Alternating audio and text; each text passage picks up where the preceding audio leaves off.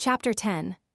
Of political constitutions there are three kinds, and equal in number are the deflections from them, being, so to say, corruptions of them. The former are kingship, aristocracy, and that which recognizes the principle of wealth, which it seems appropriate to call timocracy. I give to it the name of a political constitution because people commonly do so. Of these the best is monarchy, and timocracy the worst. From monarchy the deflection is despotism, both being monarchies but widely differing from each other. For the despot looks to his own advantage, but the king to that of his subjects. For he is in fact no king who is not thoroughly independent and superior to the rest in all good things, and he that is this has no further wants. He will not then have to look to his own advantage, but to that of his subjects, for he that is not in such a position is a mere king elected by lot for the nonce. But despotism is on a contrary footing to this kingship, because the despot pursues his own good. And in the case of this, its inferiority is most evident, and what is worse is contrary to what is best. The transition to despotism is made from kingship, despotism being a corrupt form of monarchy, that is to say, the bad king comes to be a despot. From aristocracy to oligarchy, the transition is made by the fault of the rulers in distributing the public property contrary to right proportion, and giving either all that is good or the greatest share to themselves, and the offices to the same persons always, making wealth their idol. Thus a few bear rule and they bad men in the place of the best. From timocracy the transition is to democracy, they being contiguous, for it is the nature of timocracy to be in the hands of a multitude, and all in the same grade of property are equal. Democracy is the least vicious of all, since herein the form of the constitution undergoes least change. Well, these are generally the changes to which the various constitutions are liable, being the least in degree and the easiest to make. Likenesses and, as it were, models of them one may find even in domestic life. For instance, the communion between a father and his sons presents the figure of kingship, because the children are the father's care, and hence Homer names Jupiter father because kingship is intended to be a paternal rule. Among the Persians, however, the father's rule is despotic, for they treat their sons as slaves. The relation of master to slaves is of the nature of despotism because the point regarded herein is the master's interest. This now strikes me to be as it ought, but the Persian custom to be mistaken, because for different persons there should be different rules. Between husband and wife, the relation takes the form of aristocracy, because he rules by right and in such points only as the husband should, and gives to the wife all that befits her to have. Where the husband lords it in everything, he changes the relation into an oligarchy, because he does it contrary to right and not as being the better of the two. In some instances, the wives take the reins of government, being heiresses. Here the rule is carried on not in right of goodness, but by reason of wealth and power, as it is in oligarchies. Timocracy finds its type in the relation of brothers, they being equal except as to such differences as age introduces. For which reason, if they are very different in age, the friendship comes to be no longer a fraternal one. While democracy is represented specially by families which have no head, all being their equal, or in which the proper head is weak, and so every member does that which is right in his own eyes.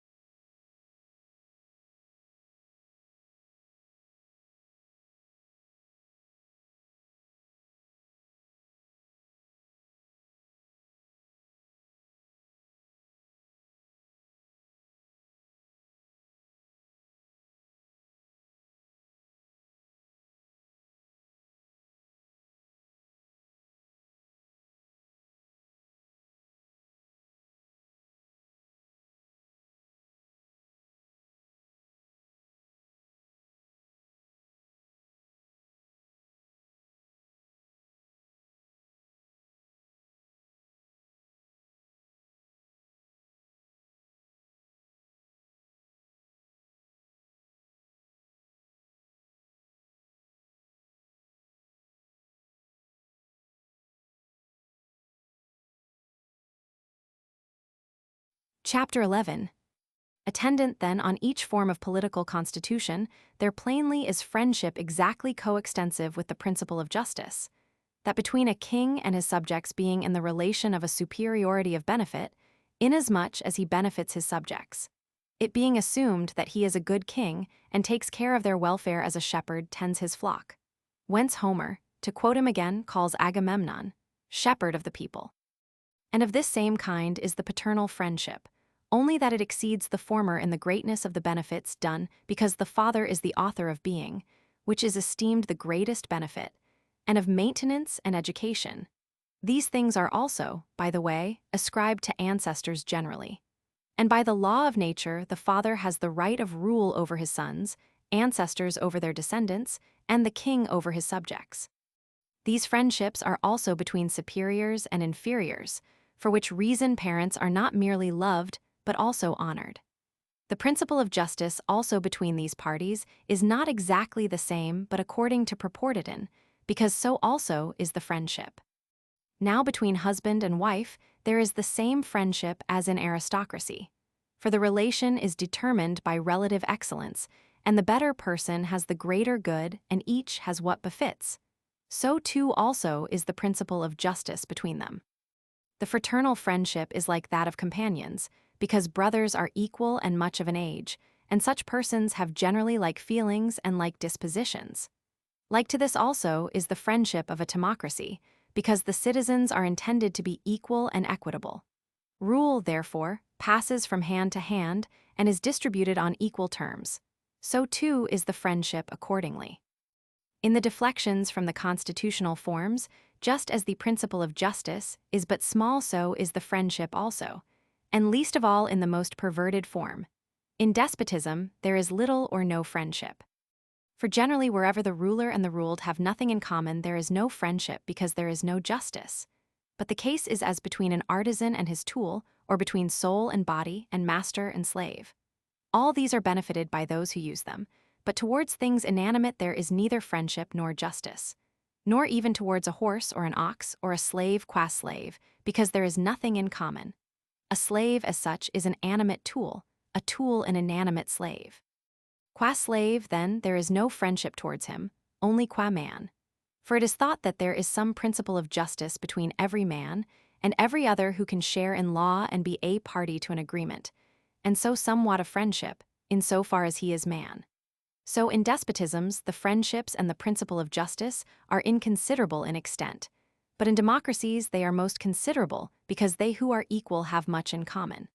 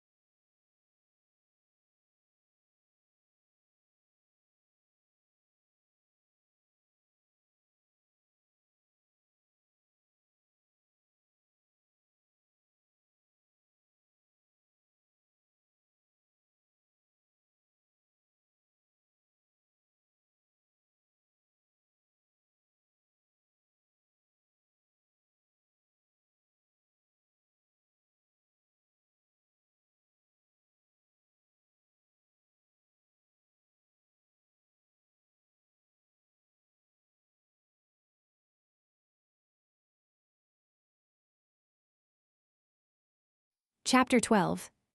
Now, of course, all friendship is based upon communion, as has been already stated, but one would be inclined to separate off from the rest the friendship of kindred, and that of companions, whereas those of men of the same city, or tribe, or crew, and all such, are more peculiarly, it would seem, based upon communion, inasmuch as they plainly exist in right of some agreement expressed or implied. Among these one may rank also the friendship of hospitality. The friendship of kindred is likewise of many kinds, and appears in all its varieties to depend on the parental. Parents, I mean, love their children as being a part of themselves, children love their parents as being themselves somewhat derived from them. But parents know their offspring more than these know that they are from the parents, and the source is more closely bound to that which is produced than that which is produced is to that which formed it. Of course, whatever is derived from oneself is proper to that from which it is so derived, as, for instance, a tooth or a hair, or any other thing whatever to him that has it. But the source to it is in no degree proper, or in an inferior degree at least. Then again, the greater length of time comes in. The parents love their offspring from the first moment of their being, but their offspring them only after a lapse of time when they have attained intelligence or instinct. These considerations serve also to show why mothers have greater strength of affection than fathers. Now parents love their children as themselves, since what is derived from themselves becomes a kind of other self by the fact of separation, but children their parents as being sprung from them. And brothers love one another from being sprung from the same, that is, their sameness with the common stock creates a sameness with one another, whence come the phrases, same blood, root, and so on. In fact, they are the same, in a sense, even in the separate, distinct individuals. Then again, the being brought up together, and the nearness of age, are a great help towards friendship. For a man likes one of his own age, and persons who are used to one another are companions, which accounts for the resemblance between the friendship of brothers and that of companions. And cousins and all other relatives derive their bond of union from these, that is to say, from their community of origin. And the strength of this bond varies according to their respective distances from the common ancestor. Further, the friendship felt by children towards parents, and by men towards the gods, is as towards something good and above them, because these have conferred the greatest possible benefits, in that they are the causes of their being and being nourished, and of their having been educated after they were brought into being. And friendship of this kind has also the pleasurable and the profitable more than that between persons unconnected by blood, in proportion as their life is also more shared in common. Then again, in the fraternal friendship, there is all that there is in that of companions, and more in the good, and generally in those who are alike. In proportion as they are more closely tied, and from their very birth have a feeling of affection for one another to begin with, and as they are more like in disposition who spring from the same stock and have grown up together and been educated alike. And besides this, they have the greatest opportunities in respect of time for proving one another, and can therefore depend most securely upon the trial. Between husband and wife, there is thought to be friendship by a law of nature, man being by nature disposed to pair more than to associate in communities, in proportion as the family is prior in order of time and more absolutely necessary than the community. And procreation is more common to him with other animals. All the other animals have communion thus far, but human creatures cohabit not merely for the sake of procreation, but also with a view to life in general. Because in this connection the works are immediately divided, and some belong to the man, others to the woman. Thus they help one the other, putting what is peculiar to each into the common stock.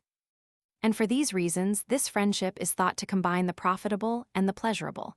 It will be also based upon virtue if they are good people, because each has goodness, and they may take delight in this quality in each other. Children, too, are thought to be a tie. Accordingly, the childless sooner separate, for the children are a good common to both, and anything in common is a bond of union. The question how a man is to live with his wife, or, more generally, one friend with another, appears to be no other than this, how it is just that they should. Because plainly there is not the same principle of justice between a friend and friend, as between strangers or companions or mere chance fellow travelers.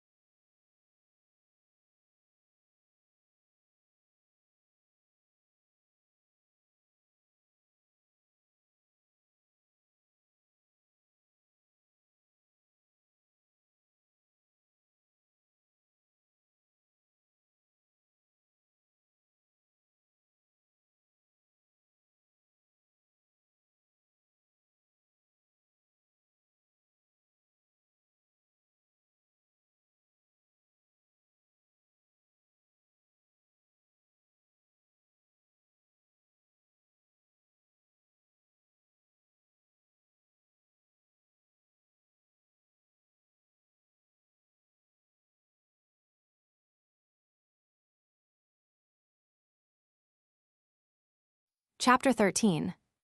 There are then, as was stated at the commencement of this book, 3 kinds of friendship, and in each there may be friends on a footing of equality and friends in the relation of superior and inferior. We find, that people who are alike in goodness become friends and better with worse, and so also pleasant people. Again, because of advantage people are friends, either balancing exactly their mutual profitableness or differing from one another herein. Well then, those who are equal should in right of this equality be equalized also by the degree of their friendship and the other points, and those who are on a footing of inequality by rendering friendship in proportion to the superiority of the other party. Fault-finding and blame arises, either solely or most naturally, in friendship of which utility is the motive. For they who are friends by reason of goodness are eager to do kindnesses to one another, because this is a natural result of goodness and friendship. And when men are vying with each other for this end, there can be no fault-finding nor contention. Since no one is annoyed at one who entertains for him the sentiment of friendship and does kindnesses to him, but if of a refined mind, he requites him with kind actions. And suppose that one of the two exceeds the other, yet as he is attaining his object, he will not find fault with his friend, for good is the object of each party. Neither can there well be quarrels between men who are friends for pleasure's sake. Because supposing them to delight in living together, then both attain their desire. Or if not, a man would be put in a ridiculous light who should find fault with another for not pleasing him, since it is in his power to forbear intercourse with him. But the friendship because of advantage is very liable to fault-finding, because, as the parties use one another with a view to advantage, the requirements are continually enlarging, and they think they have less than of right belongs to them, and find fault because though justly entitled, they do not get as much as they want. While they who do the kindnesses can never come up to the requirements of those to whom they are being done. It seems also that as the just is of 2 kinds, the unwritten and the legal, so friendship because of advantage is of 2 kinds, what may be called the moral and the legal. And the most fruitful source of complaints is that parties contract obligations and discharge them not in the same line of friendship. The legal is upon specified conditions, either purely tradesmanlike from hand to hand, or somewhat more gentlemanly as regards time, but still by agreement a quid pro quo. In this legal kind, the obligation is clear and admits of no dispute. The friendly element is the delay in requiring its discharge. And for this reason, in some countries, no actions can be maintained at law for the recovery of such debts, it being held that they who have dealt on the footing of credit must be content to abide the issue. That which may be termed the moral kind is not upon specified conditions, but a man gives as to his friend and so on. But still, he expects to receive an equivalent, or even more, as though he had not given but lent. He also will find fault, because he does not get the obligation discharged in the same way as it was contracted. Now this results from the fact that all men, or the generality at least, wish what is honorable, but when tested, choose what is profitable. And the doing kindnesses disinterestedly is honorable while receiving benefits is profitable. In such cases one should, if able, make a return proportionate to the good received, and do so willingly, because one ought not to make a disinterested friend of a man against his inclination. One should act, I say, as having made a mistake originally in receiving kindness from one from whom one ought not to have received it, he being not a friend, nor doing the act disinterestedly. One should therefore discharge one's self of the obligation as having received a kindness on specified terms. And if able, a man would engage to repay the kindness, while if he were unable, even the doer of it would not expect it of him, so that if he is able, he ought to repay it. But one ought at the first to ascertain from whom one is receiving kindness, and on what understanding, that on that same understanding one may accept it or not. A question admitting of dispute is whether one is to measure a kindness by the good done to the receiver of it, and make this the standard by which to requite, or by the kind intention of the doer. For they who have received kindnesses frequently plead in depreciation that they have received from their benefactors such things as were small for them to give, or such as they themselves could have got from others, while the doers of the kindnesses affirm that they gave the best they had, and what could not have been got from others, and under danger, or in such like straits. May we not say that as utility is the motive of the friendship, the advantage conferred on the receiver must be the standard. Because he it is who requests the kindness, and the other serves him in his need on the understanding that he is to get an equivalent. The assistance rendered is then exactly proportionate to the advantage which the receiver has obtained, and he should therefore repay as much as he gained by it, or even more, this being more creditable. In friendships based on goodness, the question, of course, is never raised, but herein the motive of the doer seems to be the proper standard, since virtue and moral character depend principally on motive.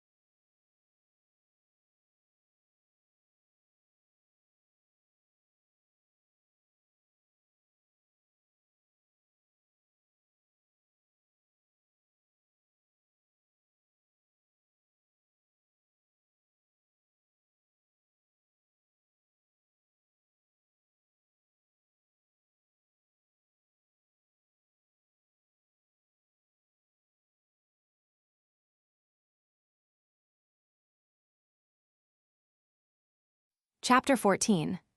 Quarrels arise also in those friendships in which the parties are unequal because each party thinks himself entitled to the greater share. And of course, when this happens, the friendship is broken up. The man who is better than the other thinks that having the greater share pertains to him of right, for that more is always awarded to the good man. And similarly, the man who is more profitable to another than that other to him. One who is useless, they say, ought not to share equally, for it comes to a tax, and not a friendship, unless the fruits of the friendship are reaped in proportion to the works done. Their notion being, that as in a money partnership they who contribute more receive more, so should it be in friendship likewise. On the other hand, the needy man and the less virtuous advance the opposite claim. They urge that it is the very business of a good friend to help those who are in need. Else what is the use of having a good or powerful friend if one is not to reap the advantage at all? Now each seems to advance a right claim and to be entitled to get more out of the connection than the other, only not more of the same thing. But the superior man should receive more respect, the needy man more profit. Respect being the reward of goodness and beneficence, profit being the aid of need. This is plainly the principle acted upon in political communities. He receives no honor who gives no good to the common stock. For the property of the public is given to him who does good to the public, and honor is the property of the public. It is not possible both to make money out of the public and receive honor likewise, because no one will put up with the less in every respect. So to him who suffers loss as regards money they award honor, but money to him who can be paid by gifts. Since, as has been stated before, the observing due proportion equalizes and preserves friendship. Like rules then should be observed in the intercourse of friends who are unequal, and to him who advantages another in respect of money or goodness, that other should repay honor, making requital according to his power. Because friendship requires what is possible, not what is strictly due, this being not possible in all cases, as in the honors paid to the gods and to parents. No man could ever make the due return in these cases, and so he is thought to be a good man who pays respect according to his ability. For this reason it may be judged never to be allowable for a son to disown his father, whereas a father may his son, because he that owes is bound to pay. Now a son can never, by anything he has done, fully requite the benefits first conferred on him by his father, and so is always a debtor. But they to whom anything is owed may cast off their debtors, therefore the father may his son. But at the same time it must perhaps be admitted that it seems no father ever would sever himself utterly from a son, except in a case of exceeding depravity.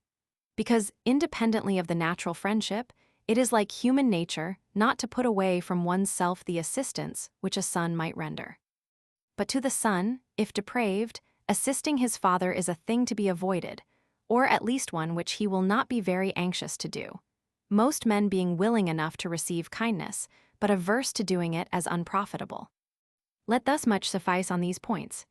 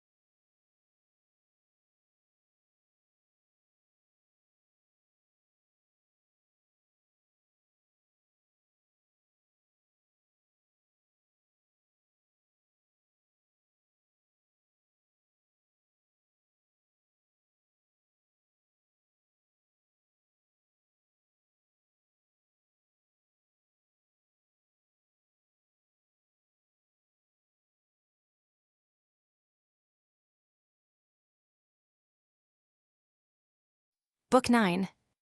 Chapter 1. Well, in all the friendships, the parties to which are dissimilar it is the proportionate which equalizes and preserves the friendship, as has been already stated. I mean, in the social friendship the cobbler, for instance, gets an equivalent for his shoes after a certain rate, and the weaver and all others in like manner. Now in this case, a common measure has been provided in money, and to this accordingly all things are referred and by this are measured.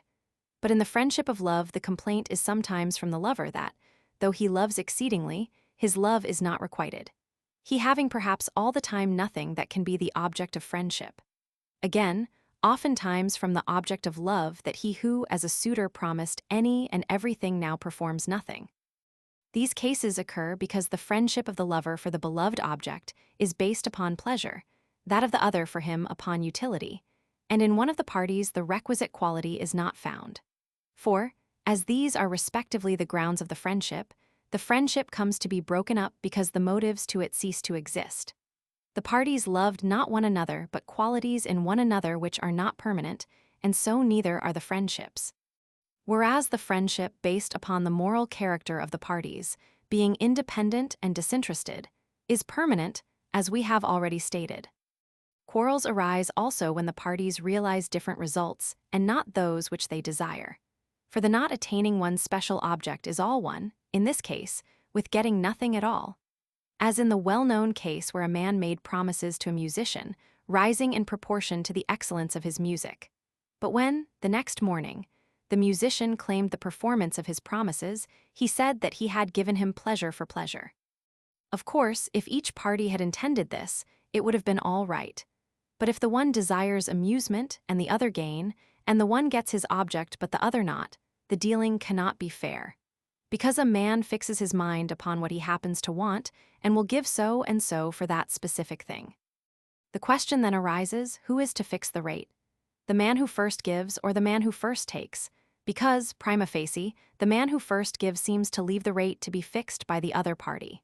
This, they say, was in fact the practice of Protagoras.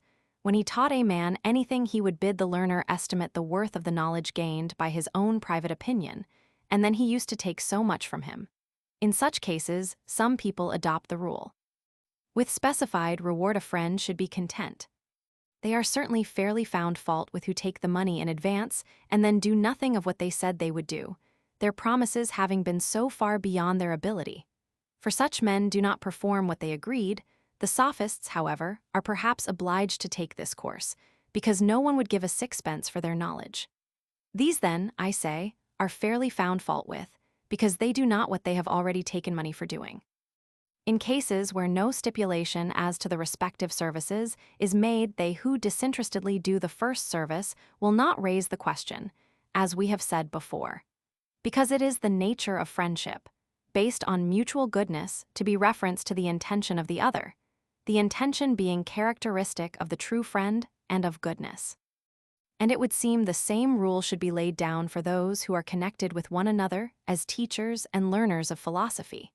For here the value of the commodity cannot be measured by money, and, in fact, an exactly equivalent price cannot be set upon it. But perhaps it is sufficient to do what one can, as in the case of the gods or one's parents. But where the original giving is not upon these terms, but avowedly for some return, the most proper course is perhaps for the requital to be such as both shall allow to be proportionate, and, where this cannot be, then for the receiver to fix the value would seem to be not only necessary, but also fair.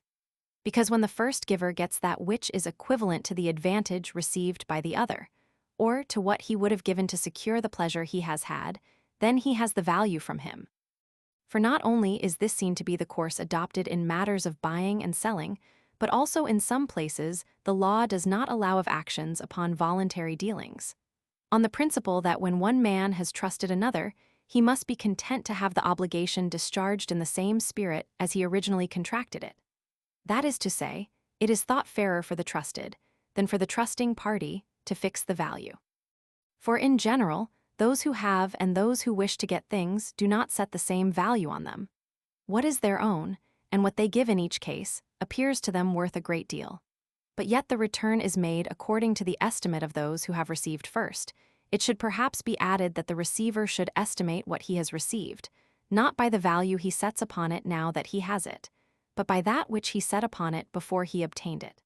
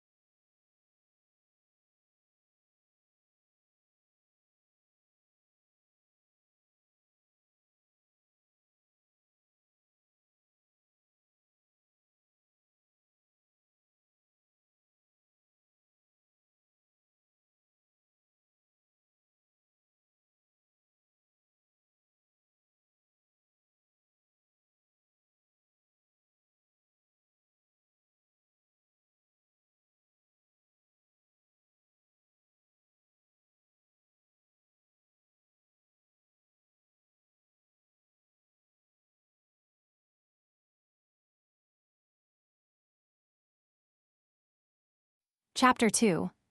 Questions also arise upon such points as the following: whether one's father has an unlimited claim on one's services and obedience, or whether the sick man is to obey his physician, or, in an election of a general, the warlike qualities of the candidates should be alone regarded.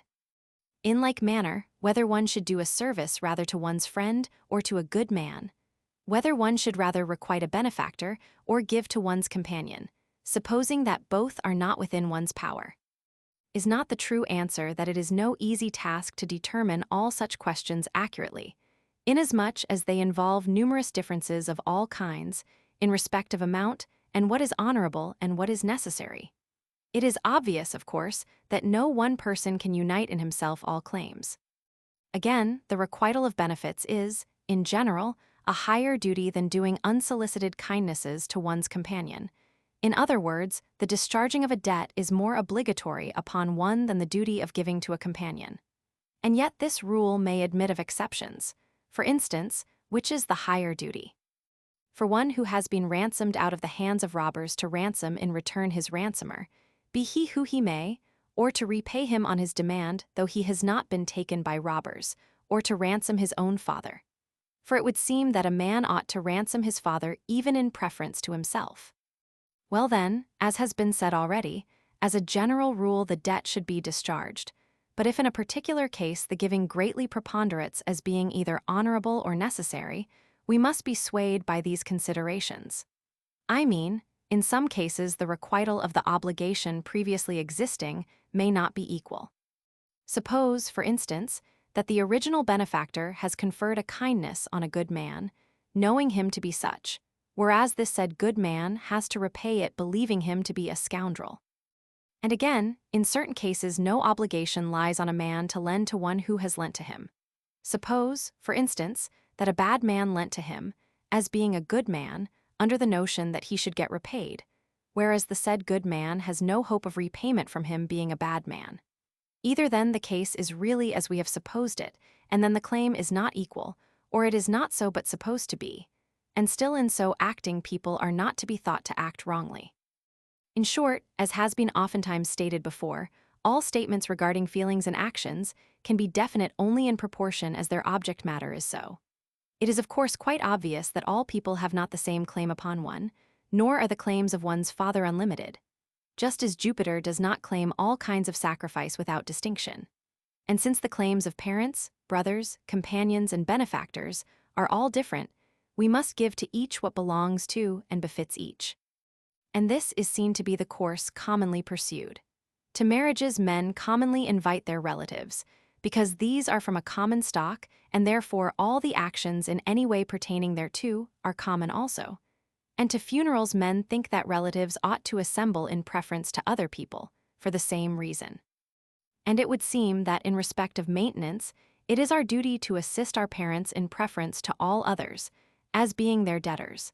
And because it is more honorable to succor in these respects the authors of our existence than ourselves. Honor likewise we ought to pay to our parents just as to the gods, but then not all kinds of honor. Not the same, for instance, to a father as to a mother. Nor again to a father the honor due to a scientific man or to a general, but that which is a father's due, and in like manner to a mother that which is a mother's. To all our elders also the honor befitting their age, by rising up in their presence, turning out of the way for them, and all similar marks of respect. To our companions again, or brothers, frankness and free participation in all we have. And to those of the same family, or tribe, or city, with ourselves, and all similarly connected with us, we should constantly try to render their due, and to discriminate what belongs to each in respect of nearness of connection, or goodness, or intimacy. Of course, in the case of those of the same class, the discrimination is easier. In that of those who are in different classes, it is a matter of more trouble. This, however, should not be a reason for giving up the attempt, but we must observe the distinctions so far as it is practicable to do so.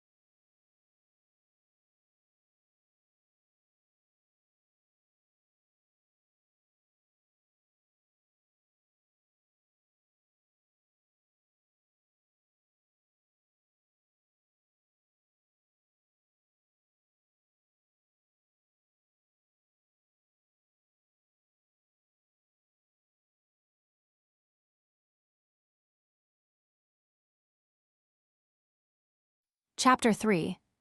A question is also raised as to the propriety of dissolving, or not dissolving those friendships the parties to which do not remain what they were when the connection was formed.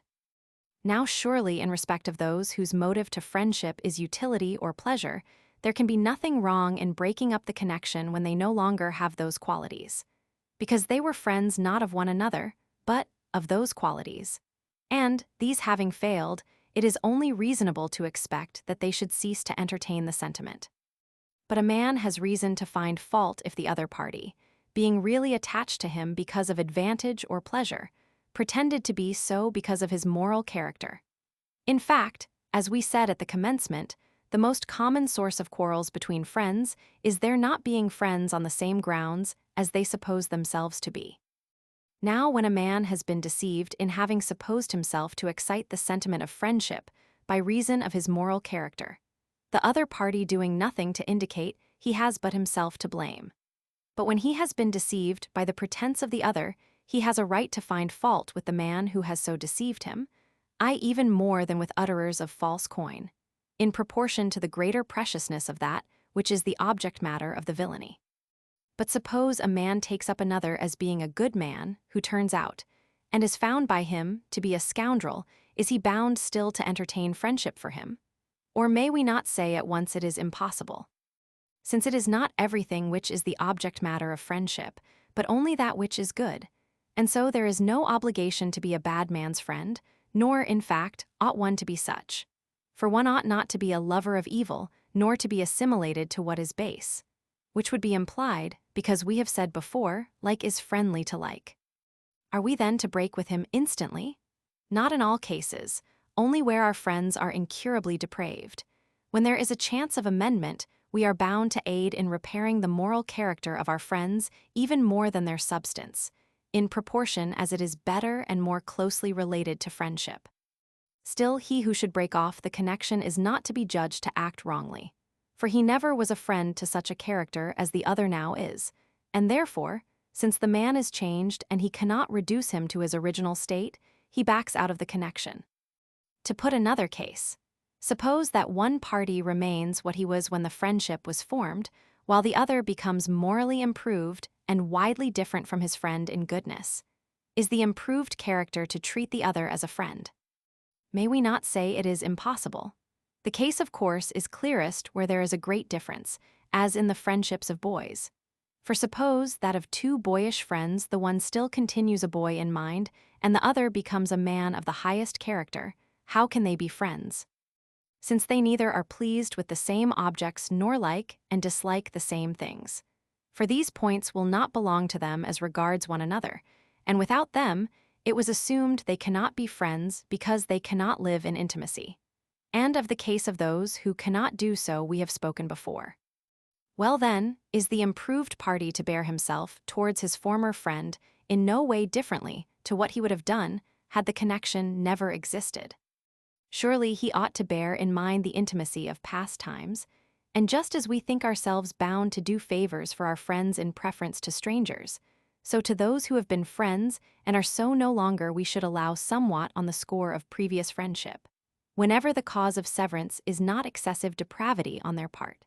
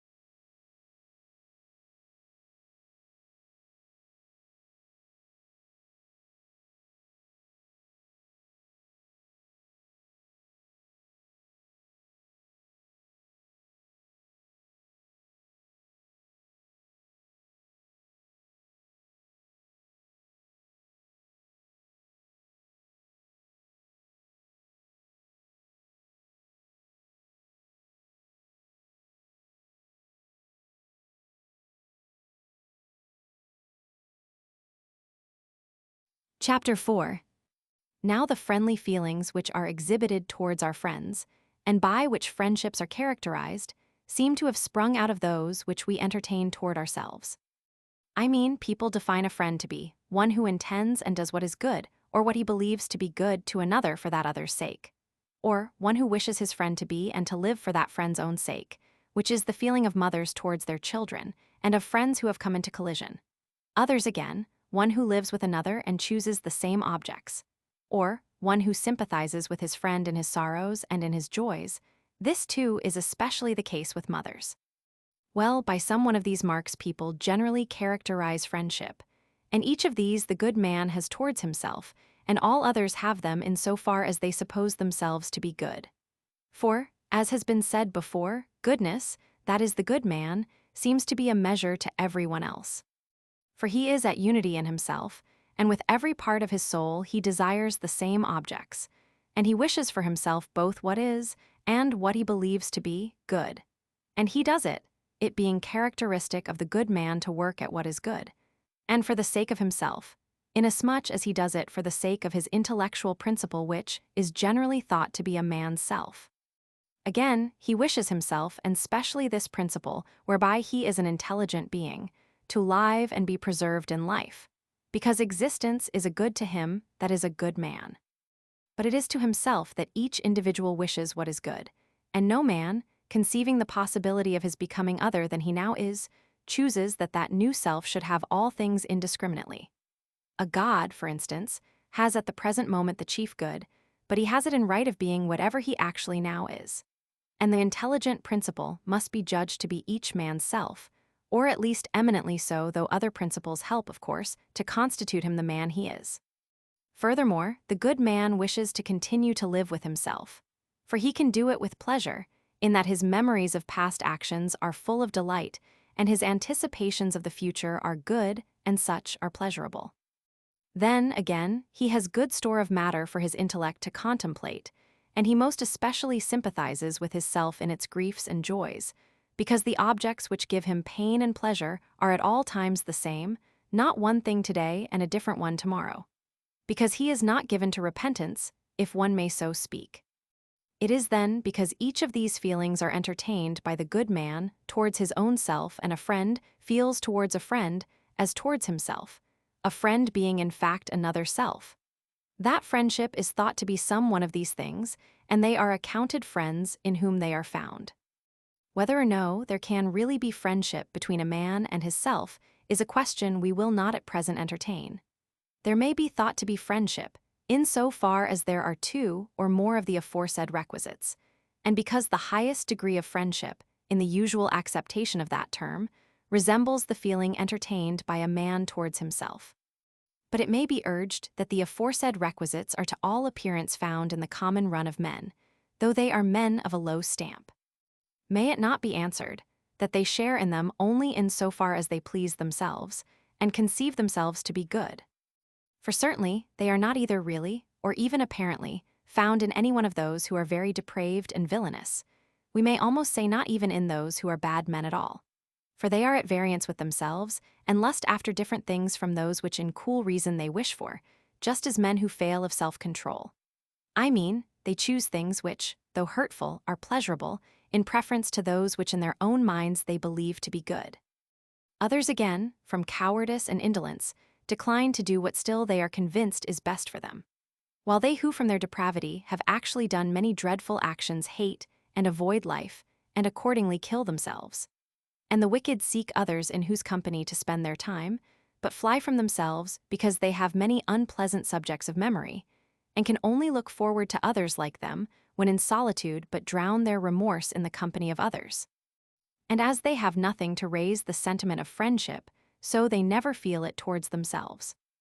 Neither, in fact, can they who are of this character sympathize with themselves in their joys and sorrows, because their soul is, as it were, rent by faction, and the one principle, by reason of the depravity in them, is grieved at abstaining from certain things, while the other and better principle is pleased thereat. And the one drags them this way and the other that way, as though actually tearing them asunder. And though it is impossible actually to have at the same time the sensations of pain and pleasure, yet after a little time the man is sorry for having been pleased, and he could wish that those objects had not given him pleasure, for the wicked are full of remorse. It is plain then that the wicked man cannot be in the position of a friend even towards himself, because he has in himself nothing which can excite the sentiment of friendship. If then to be thus is exceedingly wretched, it is a man's duty to flee from wickedness with all his might and to strive to be good, because thus may he be friends with himself and may come to be a friend to another.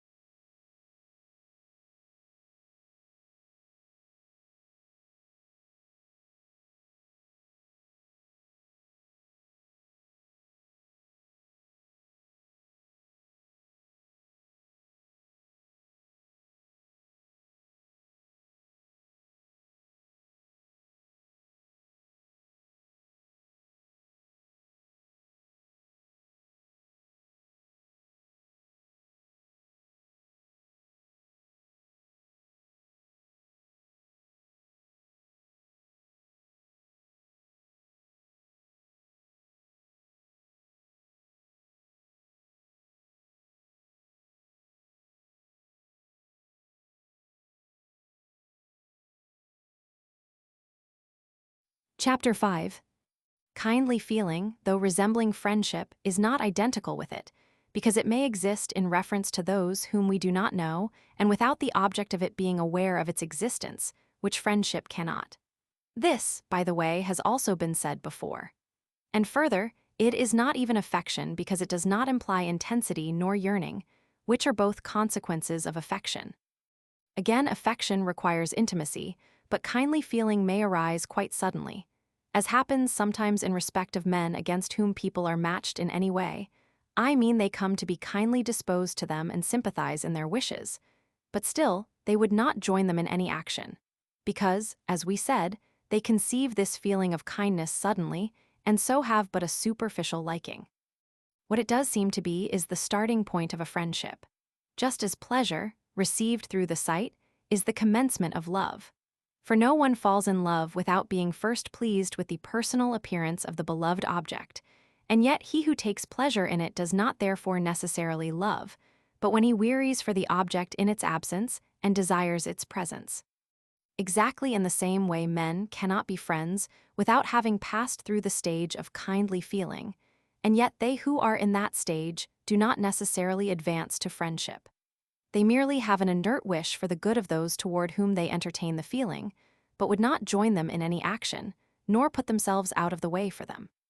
So that, in a metaphorical way of speaking, one might say that it is dormant friendship, and when it has endured for a space and ripened into intimacy, comes to be real friendship. But not that whose object is advantage or pleasure, because such motives cannot produce even kindly feeling. I mean, he who has received a kindness requites it by kindly feeling towards his benefactor, and is right in so doing. But he who wishes another to be prosperous, because he has hope of advantage through his instrumentality, does not seem to be kindly disposed to that person, but rather to himself, just as neither is he his friend if he pays court to him for any interested purpose. Kindly feeling always arises by reason of goodness and assert amiability, when one man gives another the notion of being a fine fellow or brave man, etc., as we said was the case sometimes with those matched against one another.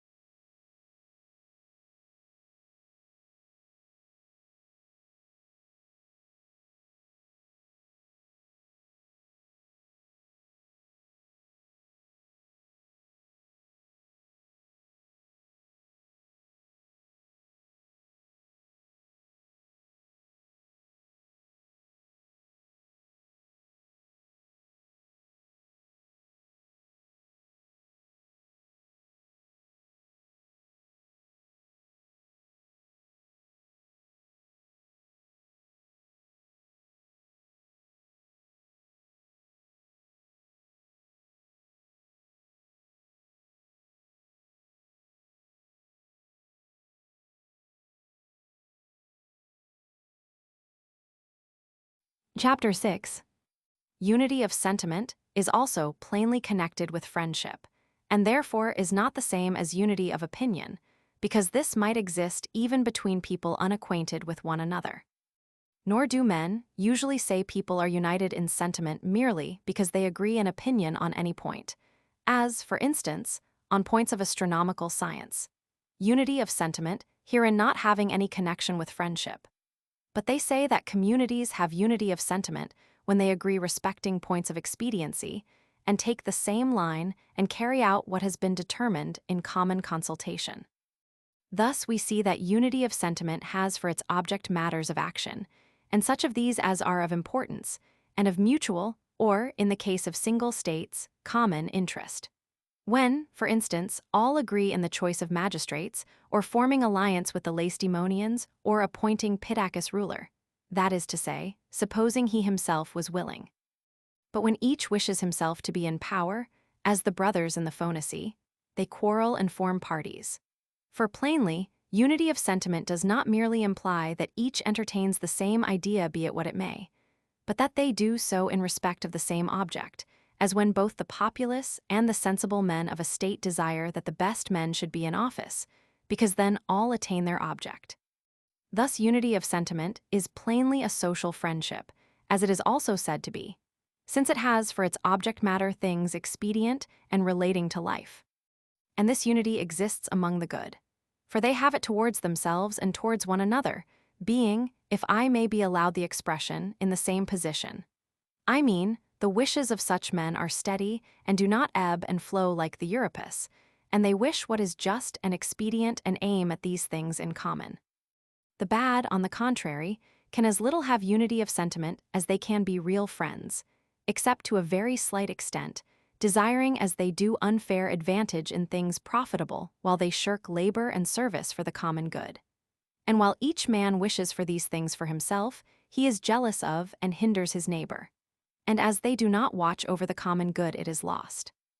The result is that they quarrel while they are for keeping one another to work, but are not willing to perform their just share.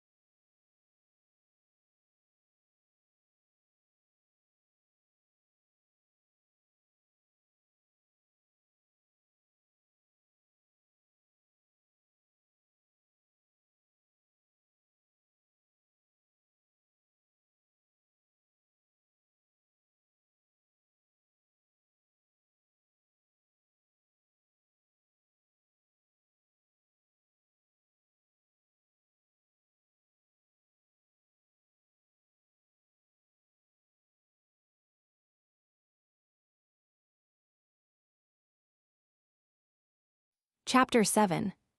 Benefactors are commonly held to have more friendship for the objects of their kindness than these for them, and the fact is made a subject of discussion and inquiry, as being contrary to reasonable expectation. The account of the matter which satisfies most persons is that the one are debtors and the others creditors, and therefore that, as in the case of actual loans, the debtors wish their creditors out of the way, while the creditors are anxious for the preservation of their debtors. So those who have done kindnesses desire the continued existence of the people, they have done them too, under the notion of getting a return of their good offices, while these are not particularly anxious about requital. Epicharmus, I suspect, would very probably say that they who give this solution judge from their own baseness. Yet it certainly is like human nature, for the generality of men have short memories on these points, and aim rather at receiving than conferring benefits. But the real cause, it would seem, rests upon nature, and the case is not parallel to that of creditors. because in this there is no affection to the persons, but merely a wish for their preservation with a view to the return. Whereas, in point of fact, they who have done kindnesses feel friendship and love for those to whom they have done them, even though they neither are, nor can by possibility hereafter be, in a position to serve their benefactors. And this is the case also with artisans. Everyone, I mean, feels more affection for his own work than that work possibly could for him if it were animate. It is perhaps specially the case with poets, for these entertain very great affection for their poems, loving them as their own children. It is to this kind of thing I should be inclined to compare the case of benefactors, for the object of their kindness is their own work, and so they love this more than this loves its creator. And the account of this is that existence is to all a thing choice, worthy and an object of affection. Now we exist by acts of working, that is, by living and acting. He then that has created a given work exists, it may be said, by his act of working. Therefore he loves his work because he loves existence. And this is natural, for the work produced displays and act what existed before potentially. Then again, the benefactor has a sense of honor in right of his action, so that he may well take pleasure in him in whom this resides. But to him who has received the benefit, there is nothing honorable in respect of his benefactor, only something advantageous which is both less pleasant and less the object of friendship. Again, pleasure is derived from the actual working out of a present action, from the anticipation of a future one, and from the recollection of a past one. But the highest pleasure and special object of affection is that which attends on the actual working. Now the benefactor's work abides, for the honorable is enduring, but the advantage of him who has received the kindness passes away. Again, there is pleasure in recollecting honorable actions, but in recollecting advantageous ones there is none at all or much less. By the way, though, the contrary is true of the expectation of advantage. Further, the entertaining the feeling of friendship is like acting on another, but being the object of the feeling is like being acted upon. So then, entertaining the sentiment of friendship, and all feelings connected with it, attend on those who, in the given case of a benefaction, are the superior party. Once more, all people value most what has cost them much labor in the production. For instance, people who have themselves made their money are fonder of it than those who have inherited it. And receiving kindness is, it seems, unlaborious, but doing it is laborious. And this is the reason why the female parents are most fond of their offspring, for their part in producing them is attended with most labor, and they know more certainly that they are theirs. This feeling would seem also to belong to benefactors.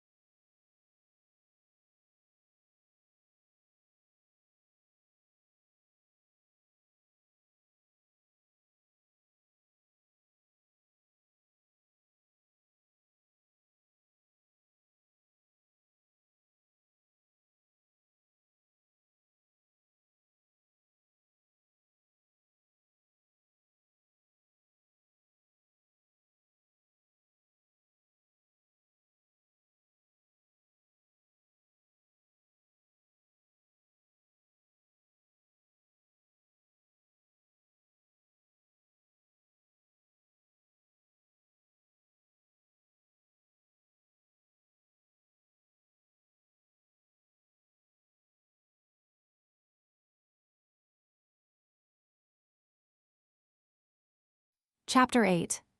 A question is also raised as to whether it is right to love oneself best, or someone else, because men find fault with those who love themselves best, and call them in a disparaging way lovers of self. And the bad man is thought to do everything he does for his own sake merely, and the more so the more depraved he is. Accordingly, men reproach him with never doing anything unselfish. Whereas the good man acts from a sense of honor, and the more so the better man he is, and for his friend's sake, and is careless of his own interest. But with these theories facts are at variance, and not unnaturally. For it is commonly said also that a man is to love most him who is most his friend, and he is most a friend who wishes good to him to whom he wishes it for that man's sake, even though no one knows. Now these conditions, and in fact all the rest by which a friend is characterized, belong specially to each individual in respect of his self. For we have said before that all the friendly feelings are derived to others from those which have self primarily for their object. And all the current proverbs support this view. For instance, one soul, the goods of friends are common, equality is a tie of friendship, the knee is nearer than the shin. For all these things exist specially with reference to a man's own self. He is specially a friend to himself, and so he is bound to love himself the most. It is with good reason questioned which of the two parties one should follow, both having plausibility on their side. Perhaps then, in respect of theories of this kind, the proper course is to distinguish and define how far each is true, and in what way. If we could ascertain the sense in which each uses the term self-loving, this point might be cleared up. Well now, they who use it disparagingly give the name to those who, in respect of wealth and honors and pleasures of the body, give to themselves the larger share. Because the mass of mankind grasp after these and are earnest about them as being the best things, which is the reason why they are matters of contention. They who are covetous in regard to these gratify their lusts and passions in general, that is to say the irrational part of their soul. Now the mass of mankind are so disposed, for which reason the appellation has taken its rise from that mass, which is low and bad. Of course, they are justly reproached who are self-loving in this sense. And that the generality of men are accustomed to apply the term to denominate those who do give such things to themselves is quite plain. Suppose, for instance, that a man were anxious to do, more than other men, acts of justice or self-mastery or any other virtuous acts, and in general were to secure to himself that which is abstractedly noble and honorable. No one would call him self-loving, nor blame him. Yet might such an one be judged to be more truly self-loving. Certainly, he gives to himself the things which are most noble and most good, and gratifies that principle of his nature which is most rightfully authoritative, and obeys it in everything. And just as that which possesses the highest authority is thought to constitute a community or any other system, so also in the case of man. And so, he is most truly self-loving who loves and gratifies this principle. Again, men are said to have, or to fail of having, self-control according as the intellect controls or not, it being plainly implied thereby that this principle constitutes each individual. And people are thought to have done of themselves, and voluntarily, those things specially which are done with reason. It is plain, therefore, that this principle does, either entirely or specially constitute the individual man, and that the good man specially loves this. For this reason, then, he must be specially self-loving, in a kind other than that which is reproached, and as far superior to it as living in accordance with reason is to living at the beck and call of passion, and aiming at the truly noble to aiming at apparent advantage. Now all approve and commend those who are eminently earnest about honorable actions, and if all would vie with one another in respect of the kappa alpha lambda, letter 1F78 in U, and be intent upon doing what is most truly noble and honorable, society at large would have all that is proper, while each individual in particular would have the greatest of goods, virtue being assumed to be such.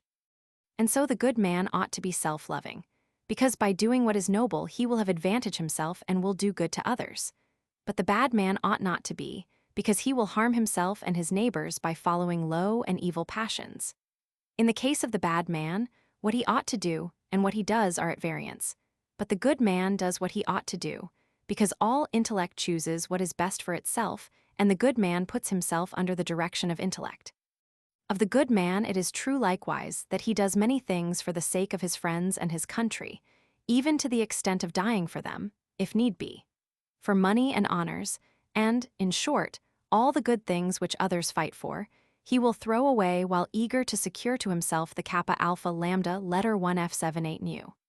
He will prefer a brief and great joy to a tame and enduring one, and to live nobly for 1 year rather than ordinarily for many, and one great and noble action to many trifling ones.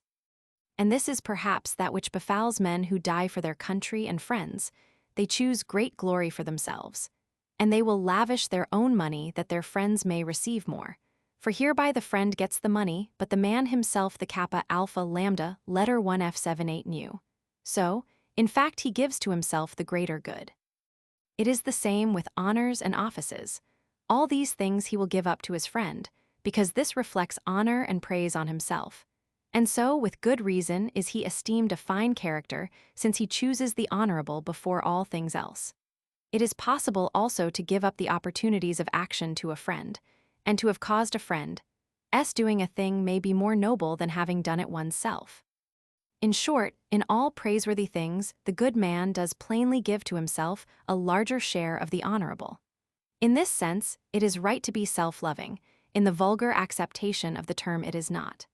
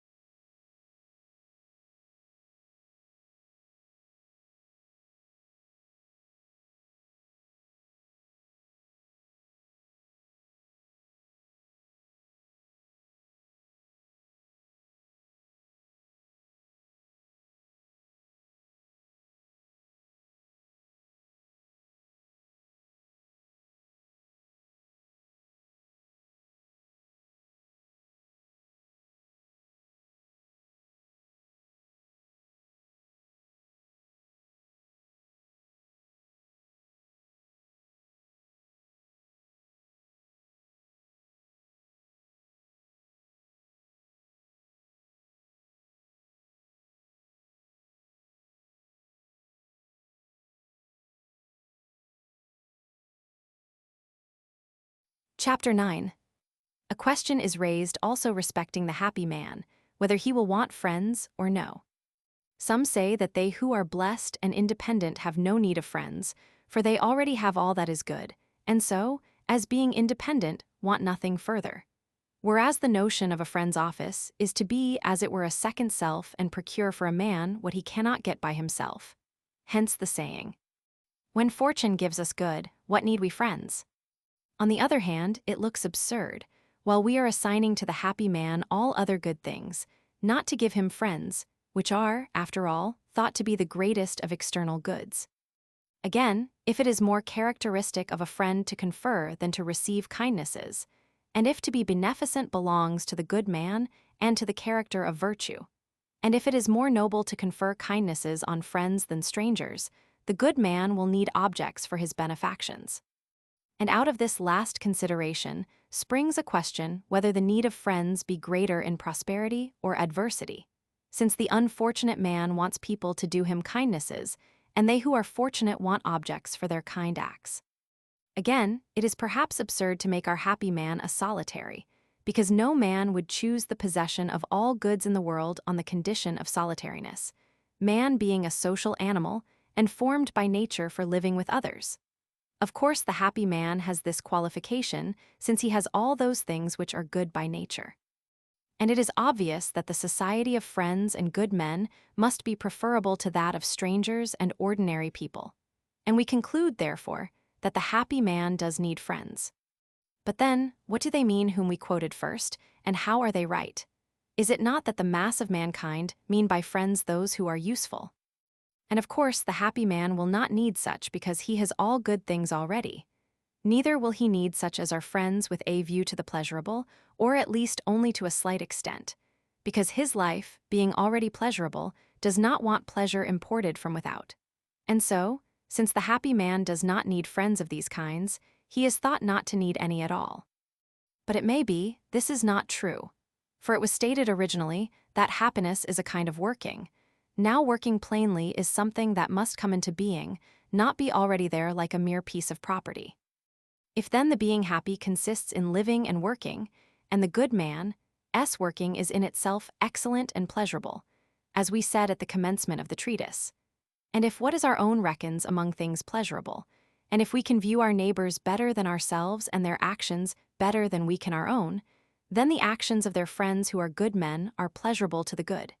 inasmuch as they have both the requisites which are naturally pleasant. So the man in the highest state of happiness will need friends of this kind, since he desires to contemplate good actions, and actions of his own, which those of his friend, being a good man, are. Again, common opinion requires that the happy man live with pleasure to himself. Now life is burthensome to a man in solitude, for it is not easy to work continuously by oneself, but in company with, and in regard to others, it is easier, and therefore the working, being pleasurable in itself, will be more continuous, a thing which should be in respect of the happy man. For the good man, in that he is good, takes pleasure in the actions which accord with virtue, and is annoyed at those which spring from vice, just as a musical man is pleased with beautiful music and annoyed by bad. And besides, as Theognis says, virtue itself may be improved by practice, from living with the good. And upon the following considerations more purely metaphysical, it will probably appear that the good friend is naturally choice-worthy to the good man. We have said before that whatever is naturally good is also in itself good and pleasant to the good man. Now the fact of living, so far as animals are concerned, is characterized generally by the power of sentience. In man it is characterized by that of sentience, or of rationality, the faculty of course being referred to the actual operation of the faculty. Certainly the main point is the actual operation of it. So that living seems mainly to consist in the act of sentience or exerting rationality. Now the fact of living is in itself one of the things that are good and pleasant, for it is a definite totality, and whatever is such belongs to the nature of good. But what is naturally good is good to the good man, for which reason it seems to be pleasant to all. Of course, one must not suppose a life which is depraved and corrupted, nor one spent in pain, for that which is such is indefinite as are its inherent qualities. However, what is to be said of pain will be clearer in what is to follow.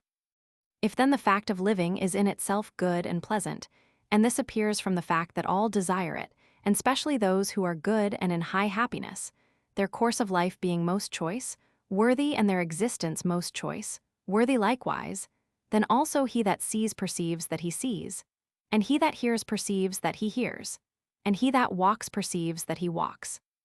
And in all the other instances in like manner, there is a faculty which reflects upon and perceives the fact that we are working, so that we can perceive that we perceive and intellectually know that we intellectually know. But to perceive that we perceive, or that we intellectually know, is to perceive that we exist, since existence was defined to be perceiving or intellectually knowing. Now to perceive that one lives is a thing pleasant in itself, life being a thing naturally good, and the perceiving of the presence in ourselves of things naturally good being pleasant. Therefore the fact of living is choice, worthy, and to the good specially so, since existence is good and pleasant to them, for they receive pleasure from the internal consciousness of that which in itself is good. But the good man is to his friend as to himself, friend being but a name for a second self. Therefore, as his own existence is choice, worthy to each, so too, or similarly at least, is his friend's existence. But the ground of one's own existence being choice-worthy is the perceiving of one's self being good, any such perception being in itself pleasant. Therefore one ought to be thoroughly conscious of one's friend's existence, which will result from living with him, that is, sharing in his words and thoughts. For this is the meaning of the term as applied to the human species, not mere feeding together as in the case of brutes. If then to the man in a high state of happiness existence is in itself choice, worthy, being naturally good and pleasant, and so too a friend's existence, then the friend also must be among things choice, worthy. But whatever is choice, worthy to a man he should have, or else he will be in this point deficient. The man therefore who is to come up to our notion, happy, will need good friends.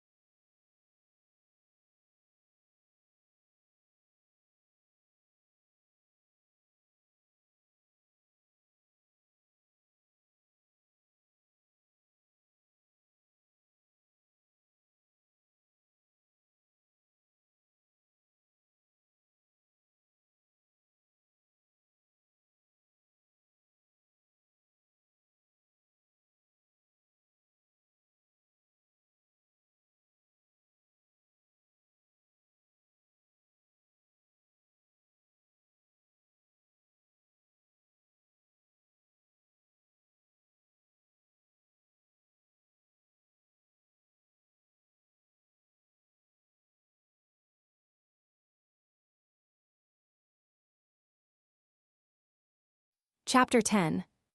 Are we then to make our friends as numerous as possible? Or, as in respect of acquaintance, it is thought to have been well said, "Have not thou many acquaintances, yet be not without." So too in respect of friendship may we adopt the precept, and say that a man should not be without friends, nor again have exceeding many friends. Now as for friends who are intended for use, the maxim I have quoted will, it seems, fit in exceedingly well, because to requite the services of many is a matter of labor, and a whole life would not be long enough to do this for them.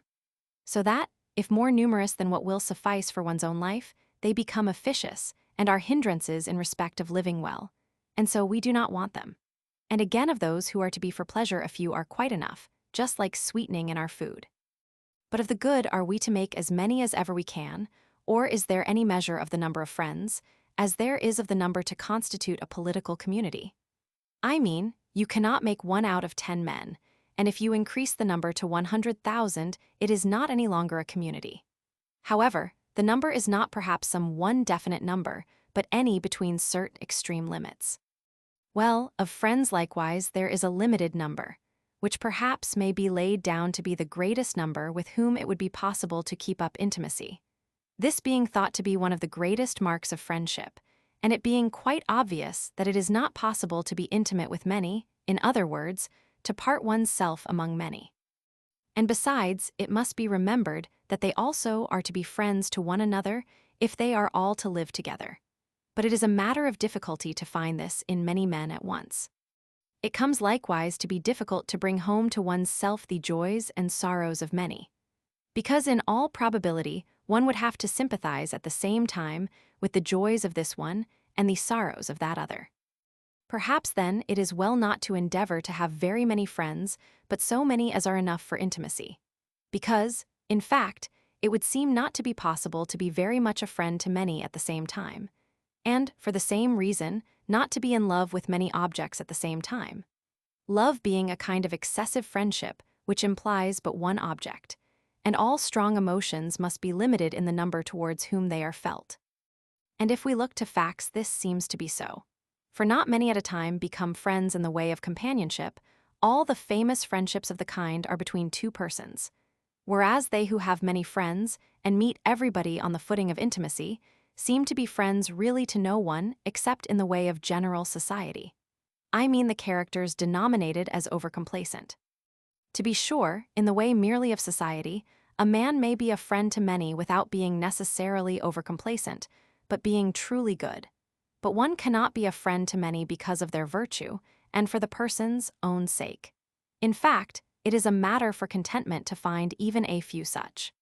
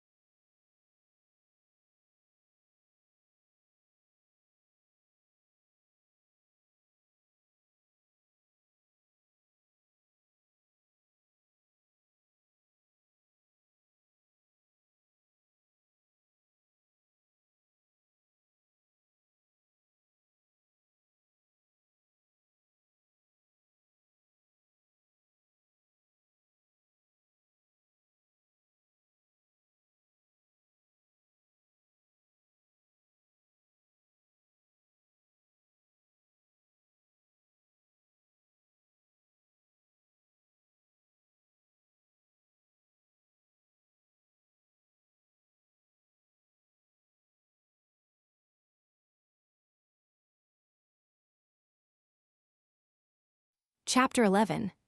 Again, are friends most needed in prosperity or in adversity?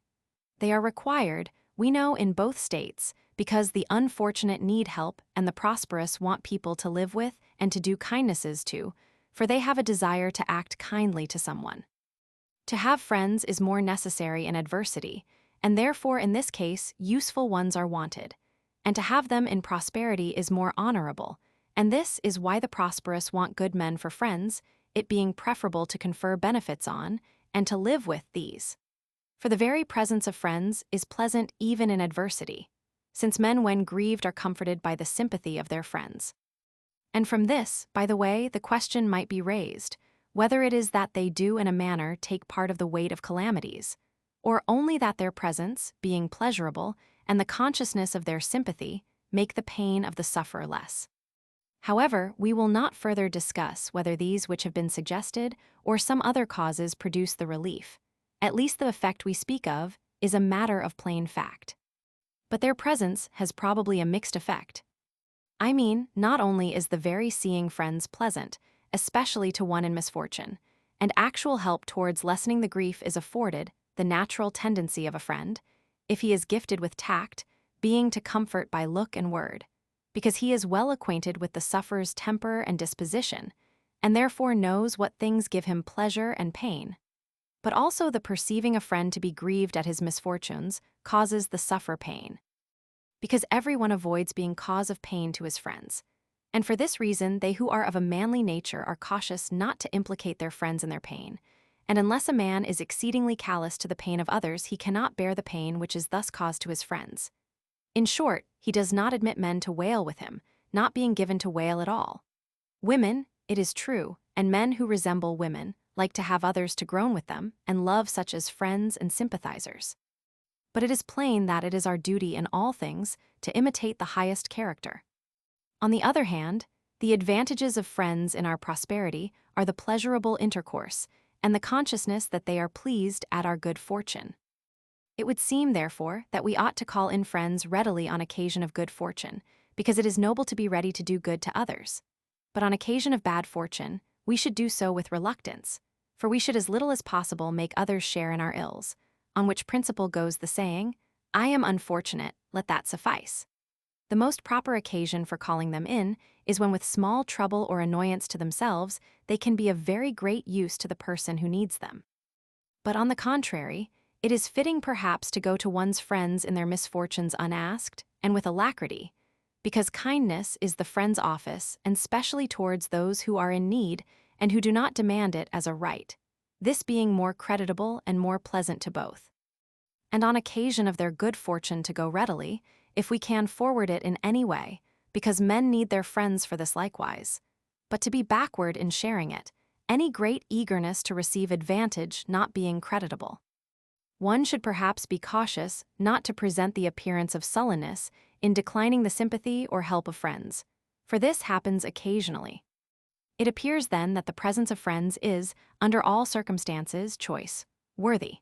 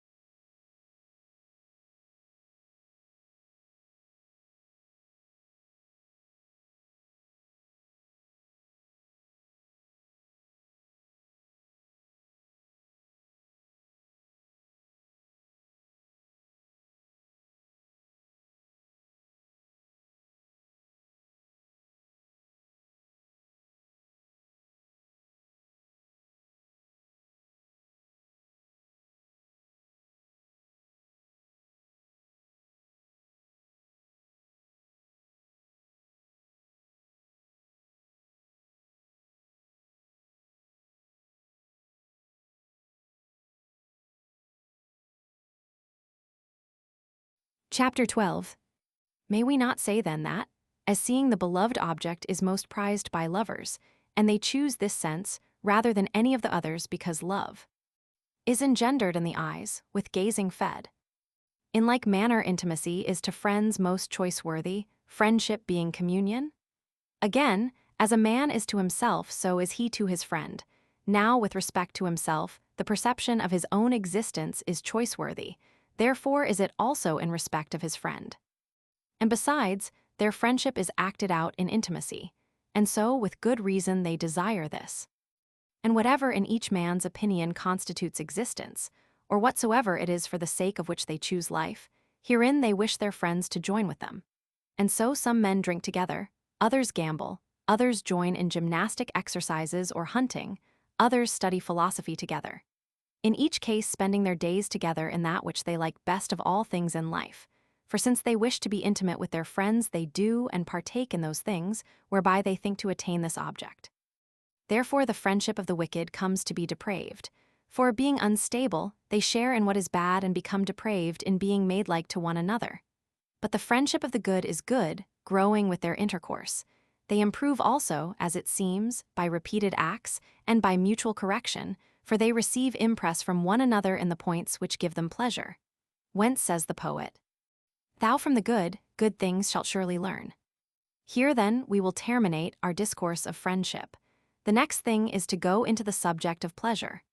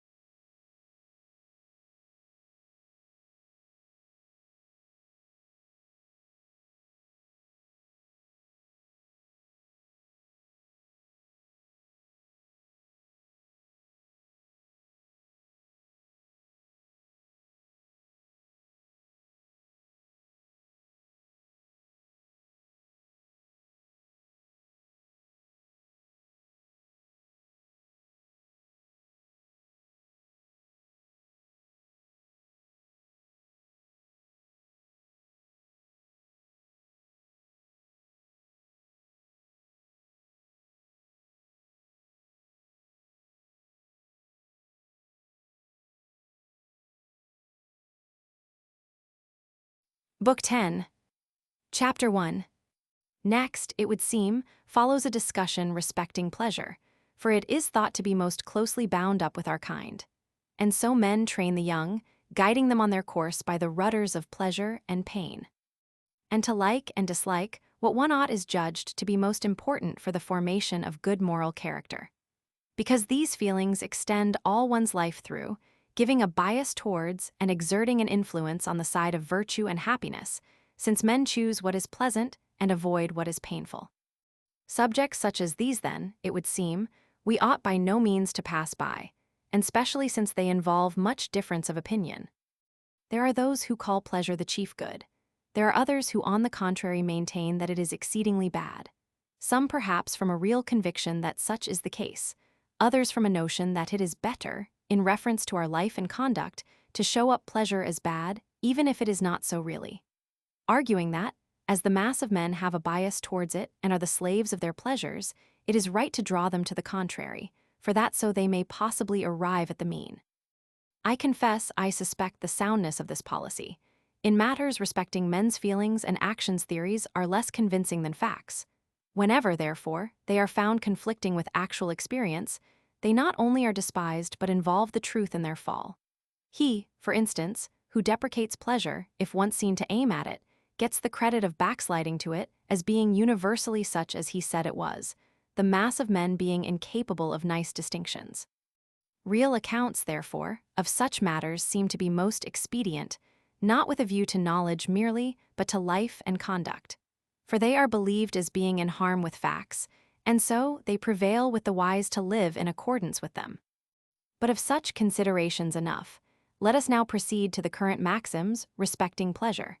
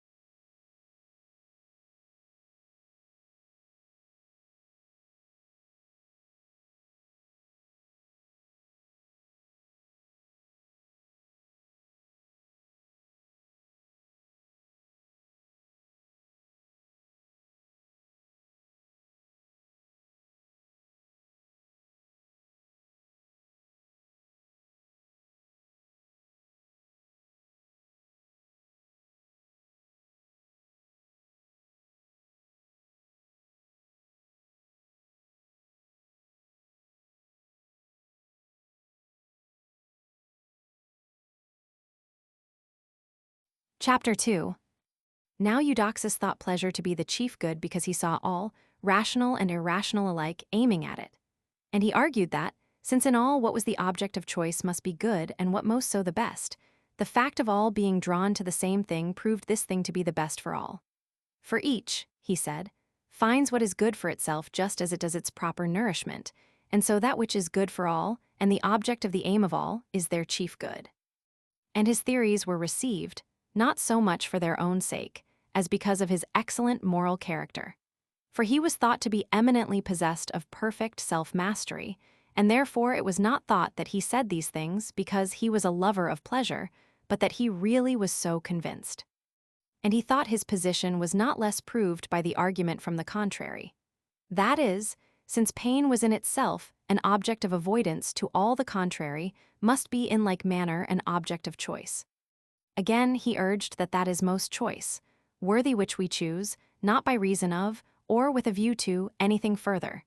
And that pleasure is confessedly of this kind, because no one ever goes on to ask to what purpose he is pleased, feeling that pleasure is in itself choice, worthy.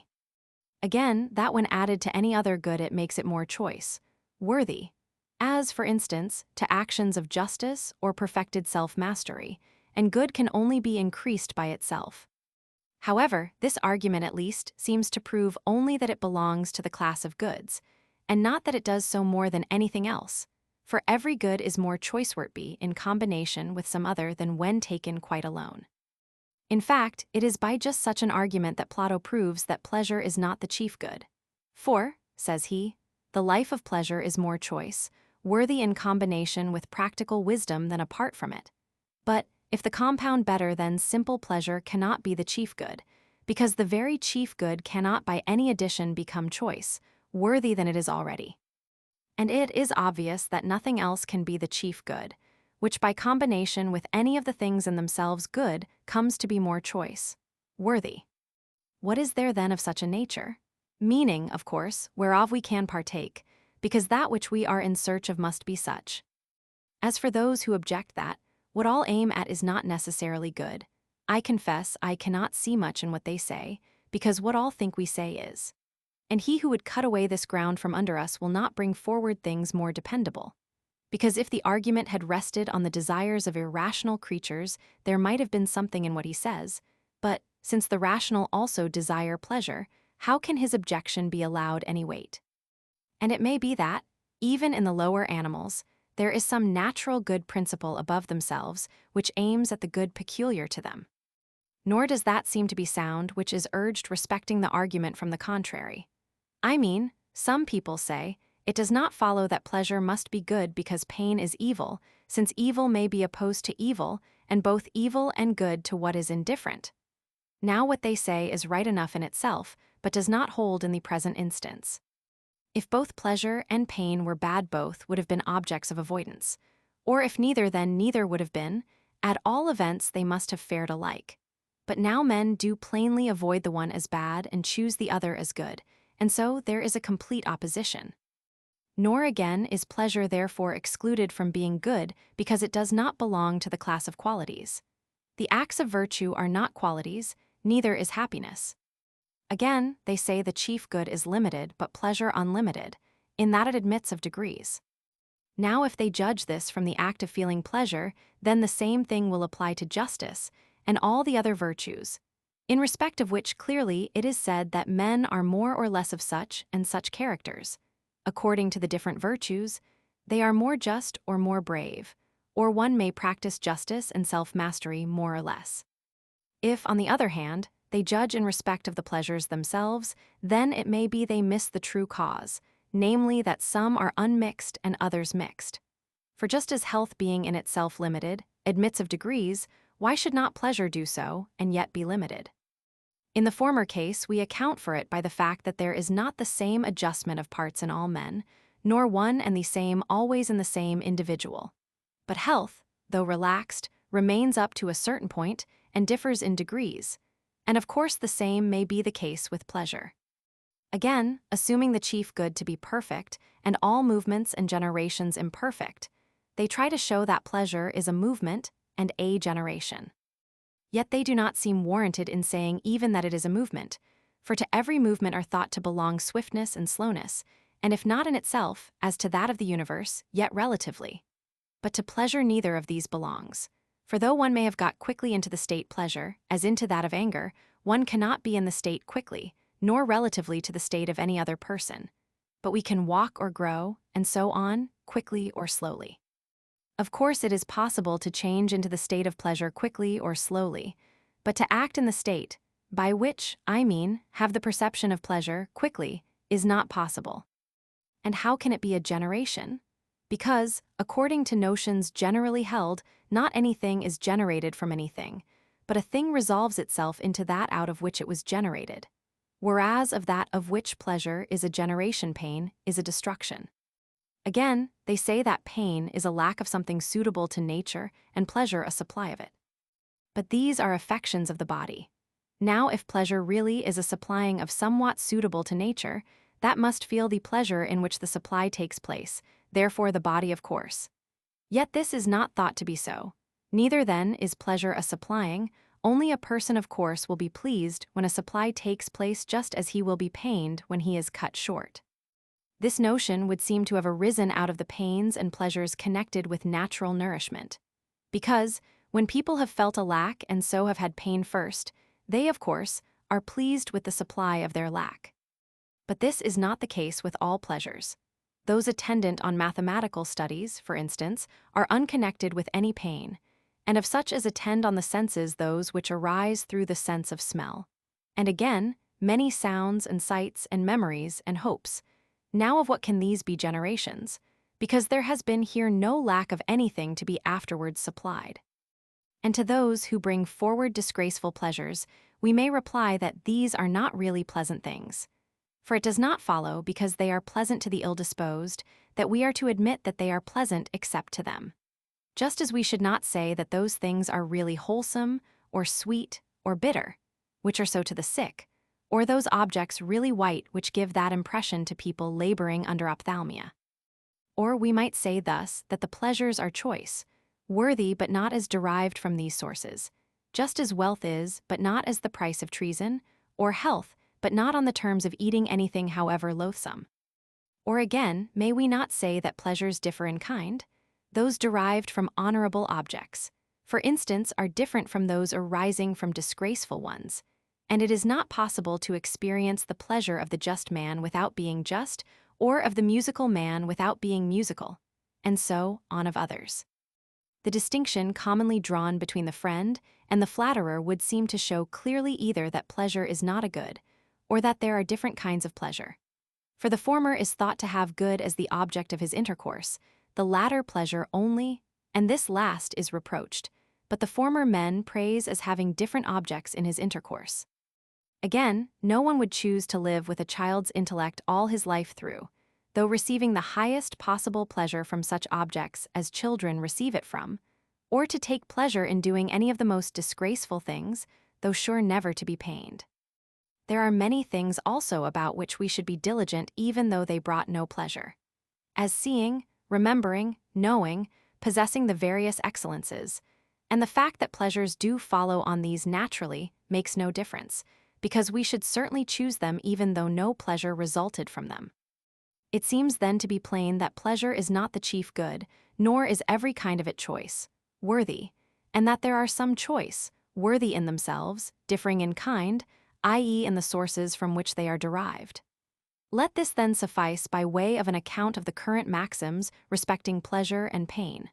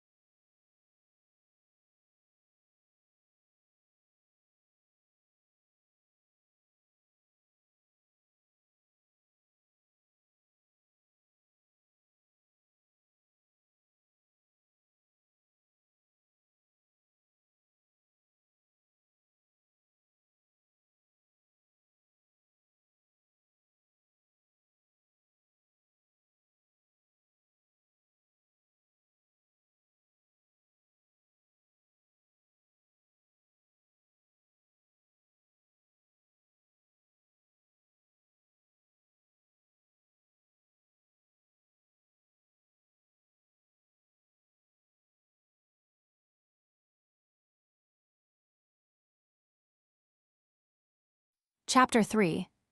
Now what it is, and how characterized, will be more plain if we take up the subject afresh. An act of sight is thought to be complete at any moment. That is to say, it lacks nothing the accession of which subsequently will complete its whole nature. Well, pleasure resembles this, because it is a whole, as one may say, and one could not at any moment of time take a pleasure whose whole nature would be completed by its lasting for a longer time. And for this reason it is not a movement. For all movement takes place in time of certain duration and has a certain end to accomplish. For instance, the movement of house building is then only complete when the builder has produced what he intended, that is, either in the whole time or in a given portion. But all the subordinate movements are incomplete in the parts of the time, and are different in kind from the whole movement, and from one another I mean, for instance, that the fitting the stones together is a movement different from that of fluting the column, and both again from the construction of the temple as a whole. But this last is complete as lacking nothing to the result proposed, whereas that of the basement, or of the triglyph, is incomplete, because each is a movement of a part merely. As I said then, they differ in kind, and you cannot at any time you choose find a movement complete in its whole nature, but, if at all, in the whole time requisite. And so it is with the movement of walking and all others. For, if motion be a movement from one place to another place, then of it too there are different kinds, flying, walking, leaping, and such like. And not only so, but there are different kinds even in walking. The wherefrom and whereto are not the same in the whole course as in a portion of it, nor in one portion as in another. Nor is crossing this line the same as crossing that, because a man is not merely crossing a line but a line in a given place, and this is in a different place from that. Of movement I have discoursed exactly in another treatise. I will now therefore only say that it seems not to be complete at any given moment, and that most movements are incomplete and specifically different, since the whence and whither constitute different species. But of pleasure the whole nature is complete at any given moment. It is plain then that pleasure and movement must be different from one another, and that pleasure belongs to the class of things whole and complete. And this might appear also from the impossibility of moving, except in a definite time, whereas there is none with respect to the sensation of pleasure. For what exists at the very present moment is a kind of whole. From these considerations, then, it is plain that people are not warranted in saying that pleasure is a movement or a generation, because these terms are not applicable to all things, only to such as are divisible and not wholes. I mean that of an act of sight there is no generation, nor is there of a point, nor of a monad, nor is any one of these a movement or a generation.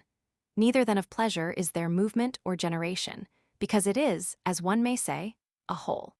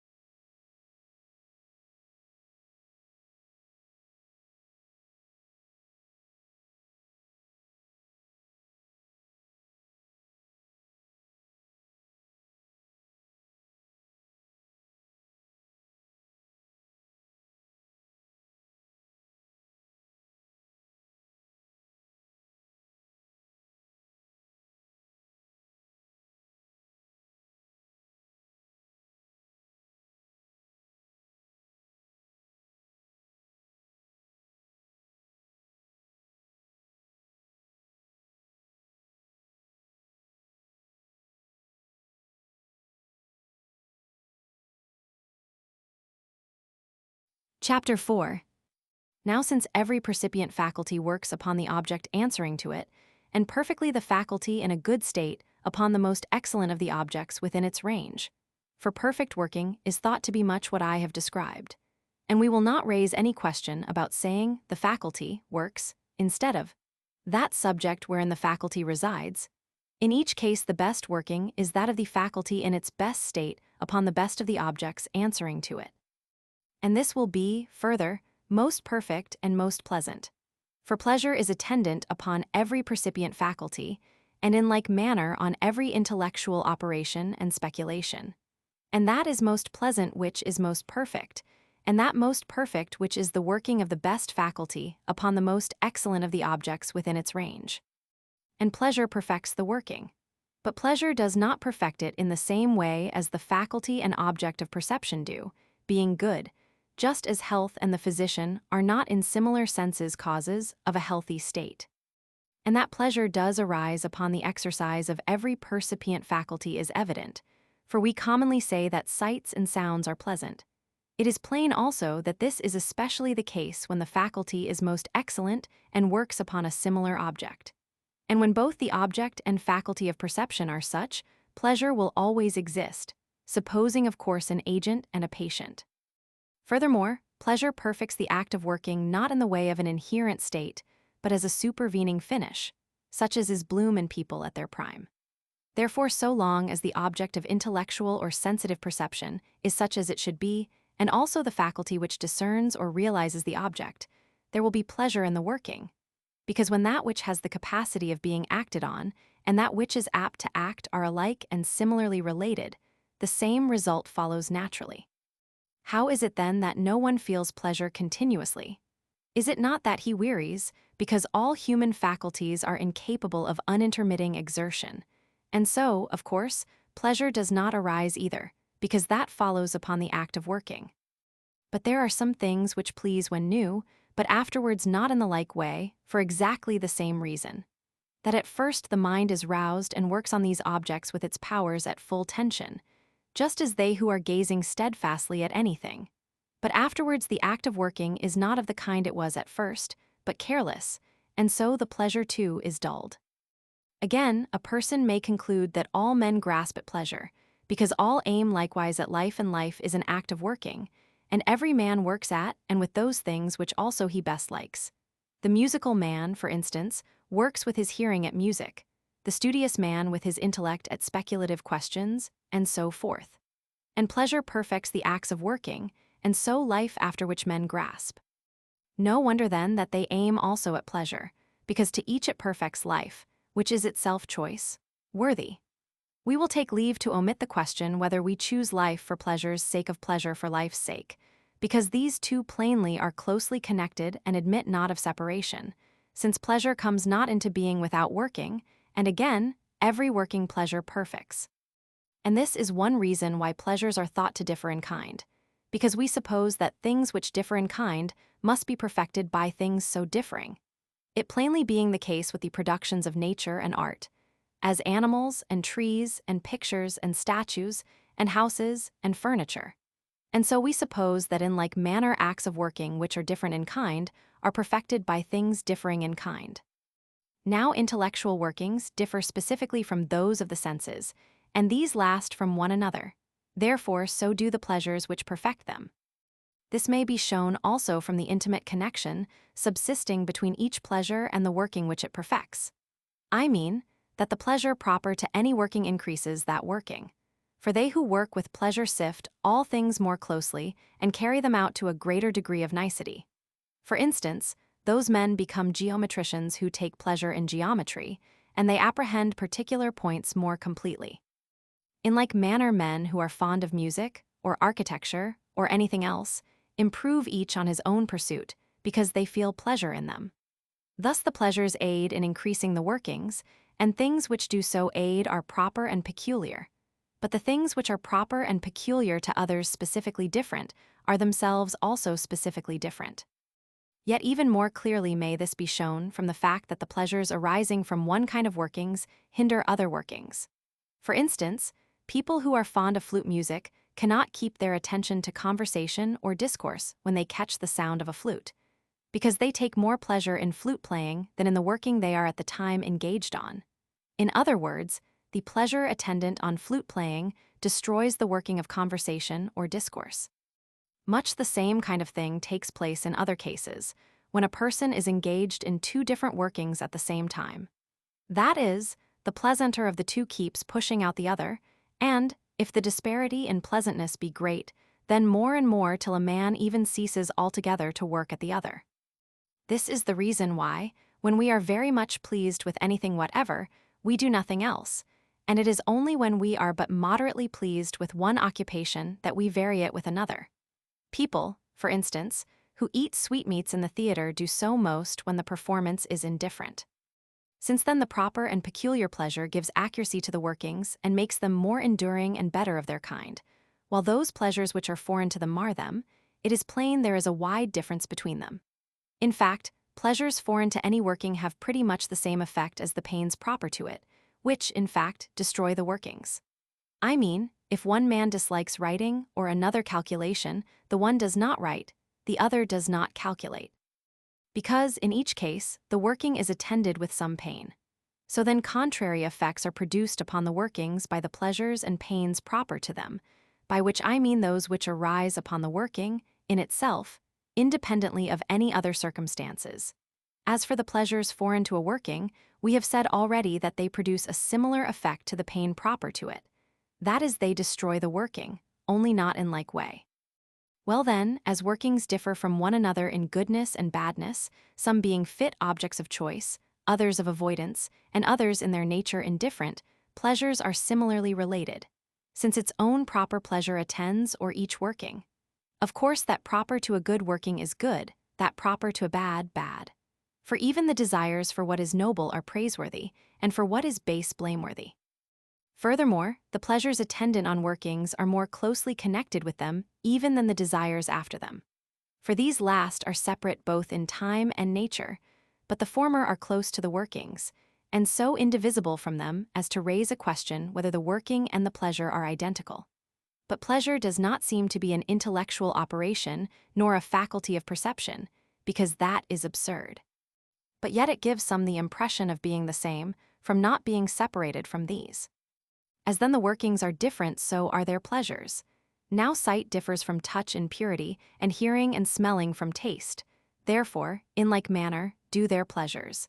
And again, intellectual pleasures from these sensual, and the different kinds both of intellectual and sensual from one another. It is thought, moreover, that each animal has a pleasure proper to itself, as it has a proper work. That pleasure, of course, which is attendant on the working. And the soundness of this will appear upon particular inspection, for horse, dog, and man have different pleasures. As Heraclitus says, an ass would sooner have hay than gold. In other words, provender is pleasanter to asses than gold. So then the pleasures of animals specifically different are also specifically different, but those of the same, we may reasonably suppose, are without difference. Yet in the case of human creatures, they differ not a little. For the very same things please some and pain others, and what are painful and hateful to some are pleasant too and liked by others. The same is the case with sweet things. The same will not seem so to the man in a fever as to him who is in health, nor will the invalid and the person in robust health have the same notion of warmth. The same is the case with other things also. Now in all such cases that is held to be which impresses the good man with the notion of being such and such. And if this is a second maxim, as it is usually held to be, and virtue, that is, the good man, in that he is such, is the measure of everything, then those must be real pleasures which gave him the impression of being so, and those things pleasant in which he takes pleasure. Nor is it at all astonishing that what are to him unpleasant should give another person the impression of being pleasant, for men are liable to many corruptions and marrings, and the things in question are not pleasant really, only to these particular persons, and to them only as being thus disposed. Well, of course, you may say, it is obvious that we must assert those which are confessedly disgraceful to be real pleasures, except to depraved tastes. But of those which are thought to be good, what kind, or which, must we say, is the pleasure of man? Is not the answer plain from considering the workings, because the pleasures follow upon these? If then there be one or several workings, which belong to the perfect and blessed man, the pleasures which perfect these workings must be said to be specially and properly the pleasures of man, and all the rest in a secondary sense, and in various degrees according as the workings are related to those highest and best ones.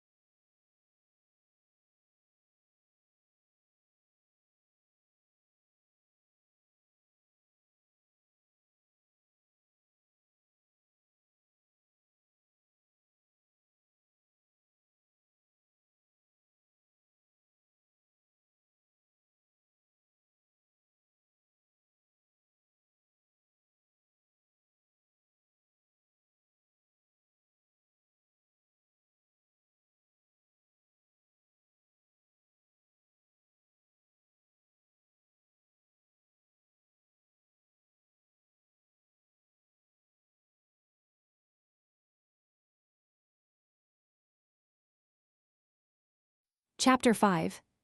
Now that we have spoken about the excellences of both kinds and friendship in its varieties, and pleasures, it remains to sketch out happiness, since we assume that to be the one end of all human things, and we shall save time and trouble by recapitulating what was stated before. Well then, we said that it is not a state merely, because, if it were, it might belong to one who slept all his life through and merely vegetated, or to one who fell into very great calamities. And so, if these possibilities displease us, and we would rather put it into the rank of some kind of working, as was also said before, and workings are of different kinds, some being necessary and choice-worthy with a view to other things, while others are so in themselves. It is plain we must rank happiness among those choice-worthy for their own sakes, and not among those which are so with a view to something further, because happiness has no lack of anything but is self-sufficient. By choice-worthy in themselves are meant those from which nothing is sought beyond the act of working, and of this kind are thought to be the actions according to virtue, because doing what is noble and excellent is one of those things which are choice, worthy for their own sake alone. And again, such amusements as are pleasant, because people do not choose them with any further purpose. In fact, they receive more harm than profit from them, neglecting their persons and their property. Still, the common run of those who are judged happy take refuge in such pastimes, which is the reason why they who have varied talent in such are highly esteemed among despots, because they make themselves pleasant in those things which these aim at, and these accordingly want such men. Now these things are thought to be appurtenances of happiness, because men in power spend their leisure herein. Yet, it may be, we cannot argue from the example of such men, because there is neither virtue nor intellect necessarily involved in having power, and yet these are the only sources of good workings. Nor does it follow that because these men, never having tasted pure and generous pleasure, take refuge in bodily ones, we are therefore to believe them to be more choice, worthy. For children, too, believe that those things are most excellent which are precious in their eyes. We may well believe that as children and men have different ideas as to what is precious, so too have the bad and the good. Therefore, as we have many times said, those things are really precious and pleasant which seem so to the good man, and as to each individual that working is most choice, worthy which is in accordance with his own state to the good man that is so which is in accordance with virtue. Happiness then stands not in amusement. In fact, the very notion is absurd of the end being amusement, and of one's toiling and enduring hardness all one's life long with a view to amusement. For everything in the world, so to speak, we choose with some further end in view, except happiness, for that is the end comprehending all others. Now to take pains and to labor with a view to amusement is plainly foolish and very childish. But to amuse one's self with a view to steady employment afterwards, as Anacharsis says, is thought to be right. For amusement is like rest, and men want rest because unable to labor continuously. Rest, therefore, is not an end, because it is adopted with a view to working afterwards. Again, it is held that the happy life must be won in the way of excellence, and this is accompanied by earnestness, and stands not in amusement.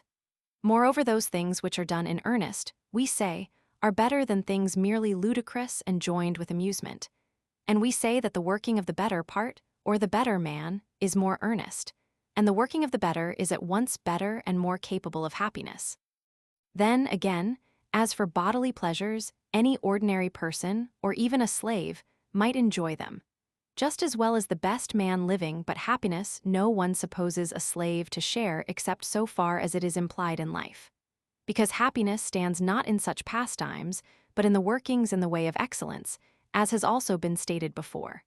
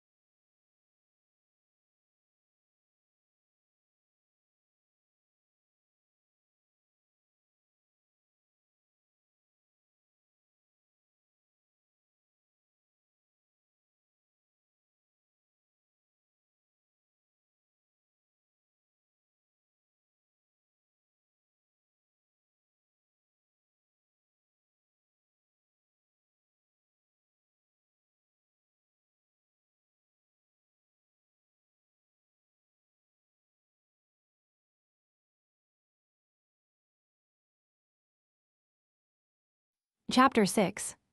Now if happiness is a working in the way of excellence, of course that excellence must be the highest, that is to say, the excellence of the best principle. Whether then this best principle is intellect or some other which is thought naturally to rule and to lead and to conceive of noble and divine things, whether being in its own nature divine or the most divine of all our internal principles, the working of this in accordance with its own proper excellence must be the perfect happiness. That it is contemplative has been already stated, and this would seem to be consistent with what we said before and with truth. For, in the first place, this working is of the highest kind, since the intellect is the highest of our internal principles, and the subjects with which it is conversant the highest of all which fall within the range of our knowledge. Next, it is also most continuous, for we are better able to contemplate than to do anything else whatever, continuously. Again, we think pleasure must be in some way an ingredient in happiness, and of all workings in accordance with excellence, that in the way of science is confessedly most pleasant. At least the pursuit of science is thought to contain pleasures admirable for purity and permanence, and it is reasonable to suppose that the employment is more pleasant to those who have mastered than to those who are yet seeking for it. And the self-sufficiency which people speak of will attach chiefly to the contemplative working. Of course, the actual necessaries of life are needed alike by the man of science, and the just man, and all the other characters. But supposing all sufficiently supplied with these, the just man needs people towards whom, and in concert with whom, to practice his justice. And in like manner the man of perfected self-mastery, and the brave man, and so on of the rest. Whereas the man of science can contemplate and speculate even when quite alone, and the more entirely he deserves the appellation, the more able is he to do so. It may be he can do better for having fellow workers, but still, he is certainly most self-sufficient. Again, this alone would seem to be rested in for its own sake, since nothing results from it beyond the fact of having contemplated. Whereas from all things which are objects of moral action, we do mean to get something beside the doing them, be the same more or less. Also, happiness is thought to stand in perfect rest, for we toil that we may rest, and war that we may be at peace. Now all the practical virtues require either society or war for their working, and the actions regarding these are thought to exclude rest. Those of war entirely, because no one chooses war, nor prepares for war's sake.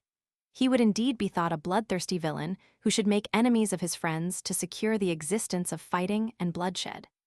The working also of the statesman excludes the idea of rest, and, beside the actual work of government, seeks for power and dignities, or at least happiness for the man himself and his fellow citizens.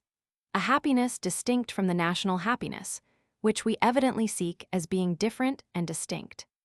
If then of all the actions in accordance with the various virtues those of policy and war are preeminent in honor and greatness, and these are restless, and aim at some further end and are not choice, worthy for their own sakes, but the working of the intellect, being apt for contemplation, is thought to excel in earnestness, and to aim at no end beyond itself, and to have pleasure of its own which helps to increase the working, and if the attributes of self-sufficiency and capacity of rest, and unweariedness, as far as is compatible with the infirmity of human nature, and all other attributes of the highest happiness plainly belong to this working, this must be perfect happiness, if attaining a complete duration of life, which condition is added because none of the points of happiness is incomplete.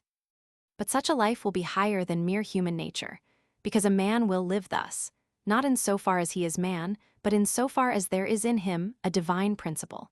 And in proportion as this principle excels his composite nature, so far does the working thereof excel that in accordance with any other kind of excellence. And therefore, if pure intellect, as compared with human nature, is divine, so too will the life in accordance with it be divine compared with man's ordinary life. Yet must we not give ear to those who bid one as man to mind only man's affairs, or as mortal only mortal things. But, so far as we can, make ourselves like immortals, and do all with a view to living in accordance with the highest principle in us. For small as it may be in bulk, yet in power and preciousness it far more excels all the others. In fact, this principle would seem to constitute each man's self. Since it is supreme and above all others in goodness, it would be absurd then for a man not to choose his own life, but that of some other. And here we'll apply an observation made before, that whatever is proper to each is naturally best and pleasantest to him. Such, then, is to man the life in accordance with pure intellect, since this principle is most truly man, and if so, then it is also the happiest. And second in degree of happiness will be that life which is in accordance with the other kind of excellence, for the workings in accordance with this are proper to man. I mean, we do actions of justice, courage, and the other virtues, towards one another, in contracts, services of different kinds, and in all kinds of actions and feelings too, by observing what is befitting for each, and all these plainly are proper to man. Further, the excellence of the moral character is thought to result in some points from physical circumstances, and to be, in many, very closely connected with the passions. Again, practical wisdom and excellence of the moral character are very closely united, since the principles of practical wisdom are in accordance with the moral virtues, and these are right when they accord with practical wisdom. These, moreover, as bound up with the passions, must belong to the composite nature, and the excellences or virtues of the composite nature are proper to man. Therefore, so too will be the life and happiness which is in accordance with them. But that of the pure intellect is separate and distinct, and let this suffice upon the subject, since great exactness is beyond our purpose. It would seem, moreover, to require supply of external goods to a small degree, or certainly less than the moral happiness. For, as far as necessaries of life are concerned, we will suppose both characters to need them equally, though, in point of fact, the man who lives in society does take more pains about his person and all that kind of thing. There will really be some little difference. But when we come to consider their workings, there will be found a great difference. I mean, the liberal man must have money to do his liberal actions with, and the just man to meet his engagements, for mere intentions are uncertain, and even those who are unjust make a pretense of wishing to do justly. And the brave man must have power, if he is to perform any of the actions which appertain to his particular virtue, and the man of perfected self-mastery must have opportunity of temptation. Else how shall he or any of the others display his real character? By the way, a question is sometimes raised, whether the moral choice or the actions have most to do with virtue, since it consists in both. It is plain that the perfection of virtuous action requires both. But for the actions, many things are required, and the greater and more numerous they are the more. But as for the man engaged in contemplative speculation, not only are such things unnecessary for his working, but, so to speak, they are even hindrances, as regards the contemplation at least. Because, of course, in so far as he is man and lives in society, he chooses to do what virtue requires, and so he will need such things for maintaining his character as man, though not as a speculative philosopher. And that the perfect happiness must be a kind of contemplative working may appear also from the following consideration. Our conception of the gods is that they are above all blessed and happy.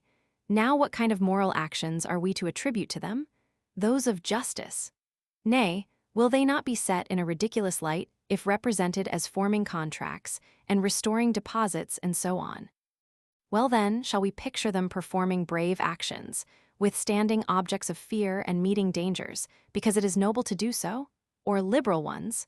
But to whom shall they be giving? And further, it is absurd to think they have money or anything of the kind. And as for actions of perfected self-mastery, what can theirs be? Would it not be a degrading praise that they have no bad desires? In short, if one followed the subject into all details, all the circumstances connected with moral actions would appear trivial and unworthy of gods. Still, everyone believes that they live, and therefore that they work, because it is not supposed that they sleep their time away like Endymion. Now if from a living being you take away action, still more if creation, what remains but contemplation?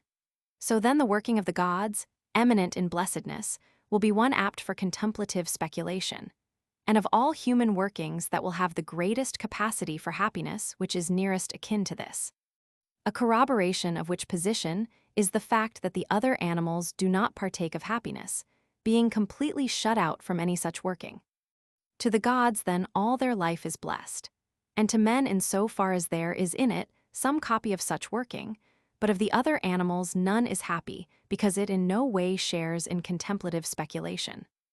Happiness, then, is coextensive with this contemplative speculation, And in proportion as people have the act of contemplation, so far have they also the being happy, not incidentally, but in the way of contemplative speculation, because it is in itself precious.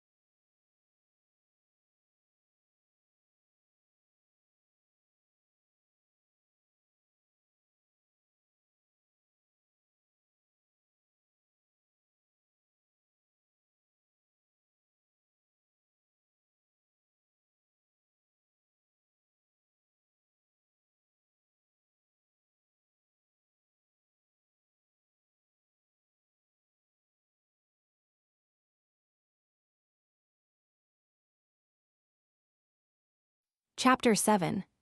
So happiness must be a kind of contemplative speculation. But since it is man, we are speaking of he will need likewise external prosperity, because his nature is not by itself sufficient for speculation, but there must be health of body, and nourishment, and tendance of all kinds. However, it must not be thought, because without external goods a man cannot enjoy high happiness, that therefore he will require many and great goods in order to be happy. For neither self-sufficiency, nor action, stand in excess, and it is quite possible to act nobly without being ruler of sea and land, since even with moderate means a man may act in accordance with virtue.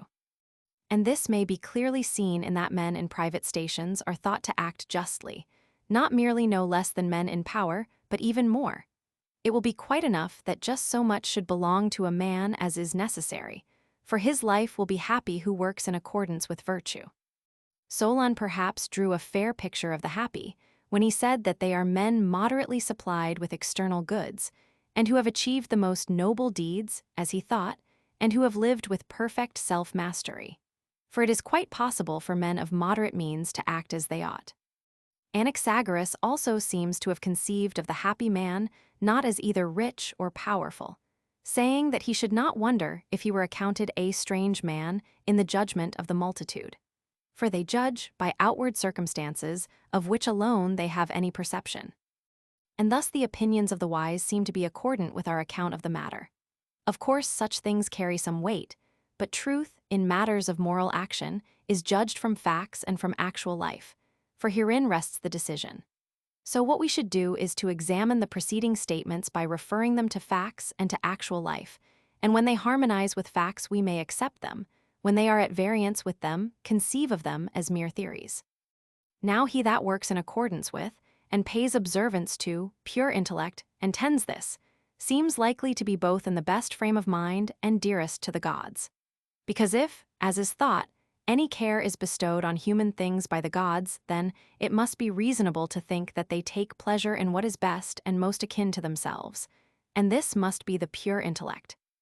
And that they requite with kindness those who love and honor this most, as paying observance to what is dear to them, and as acting rightly and nobly. And it is quite obvious that the man of science chiefly combines all these. He is therefore dearest to the gods, and it is probable that he is at the same time most happy. Thus then on this view, also the man of science will be most happy.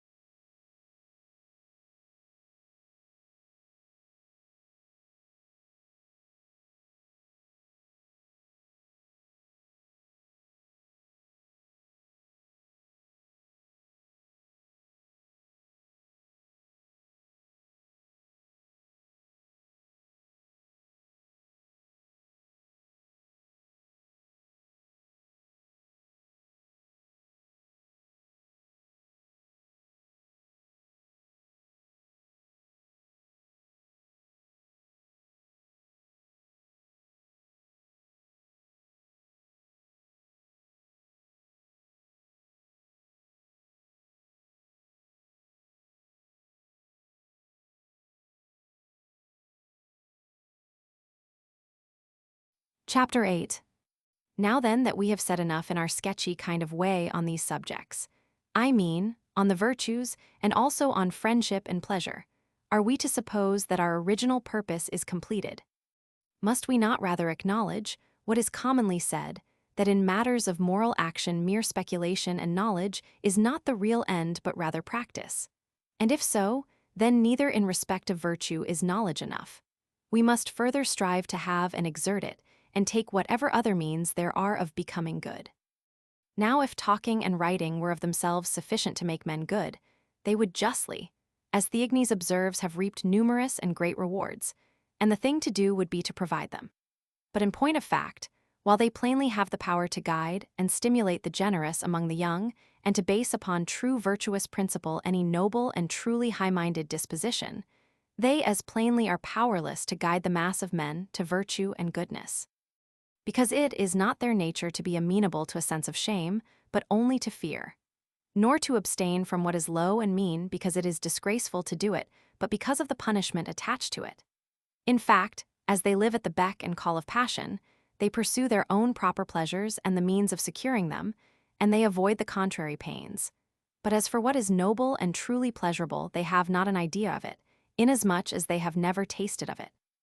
Men such as these, then, what mere words can transform? No, indeed.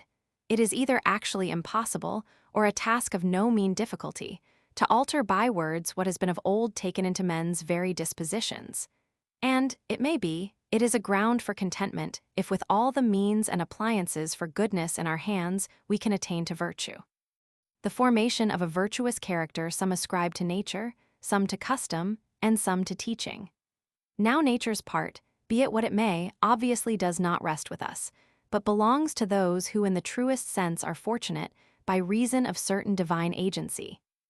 Then, as for words and precept, they, it is to be feared, will not avail withal. But it may be necessary for the mind of the disciple to have been previously prepared for liking and disliking as he ought, just as the soil must, to nourish the seed sown. For he that lives in obedience to passion cannot hear any advice that would dissuade him, nor, if he heard, understand. Now him that is thus, how can one reform? In fact, generally, passion is not thought to yield to reason but to brute force. So then there must be, to begin with, a kind of affinity to virtue in the disposition, which must cleave to what is honorable and loath what is disgraceful. But to get right guidance towards virtue from the earliest youth is not easy unless one is brought up under laws of such kind, because living with self-mastery and endurance is not pleasant to the mass of men, and specially not to the young. For this reason, the food and manner of living generally ought to be the subject of legal regulation, because things when become habitual will not be disagreeable. Yet perhaps it is not sufficient that men while young should get right food and tendance, but, inasmuch as they will have to practice and become accustomed to certain things even after they have attained to man's estate, we shall want laws on these points as well, and, in fine, respecting one's whole life, since the mass of men are amenable to compulsion rather than reason, and to punishment rather than to a sense of honor.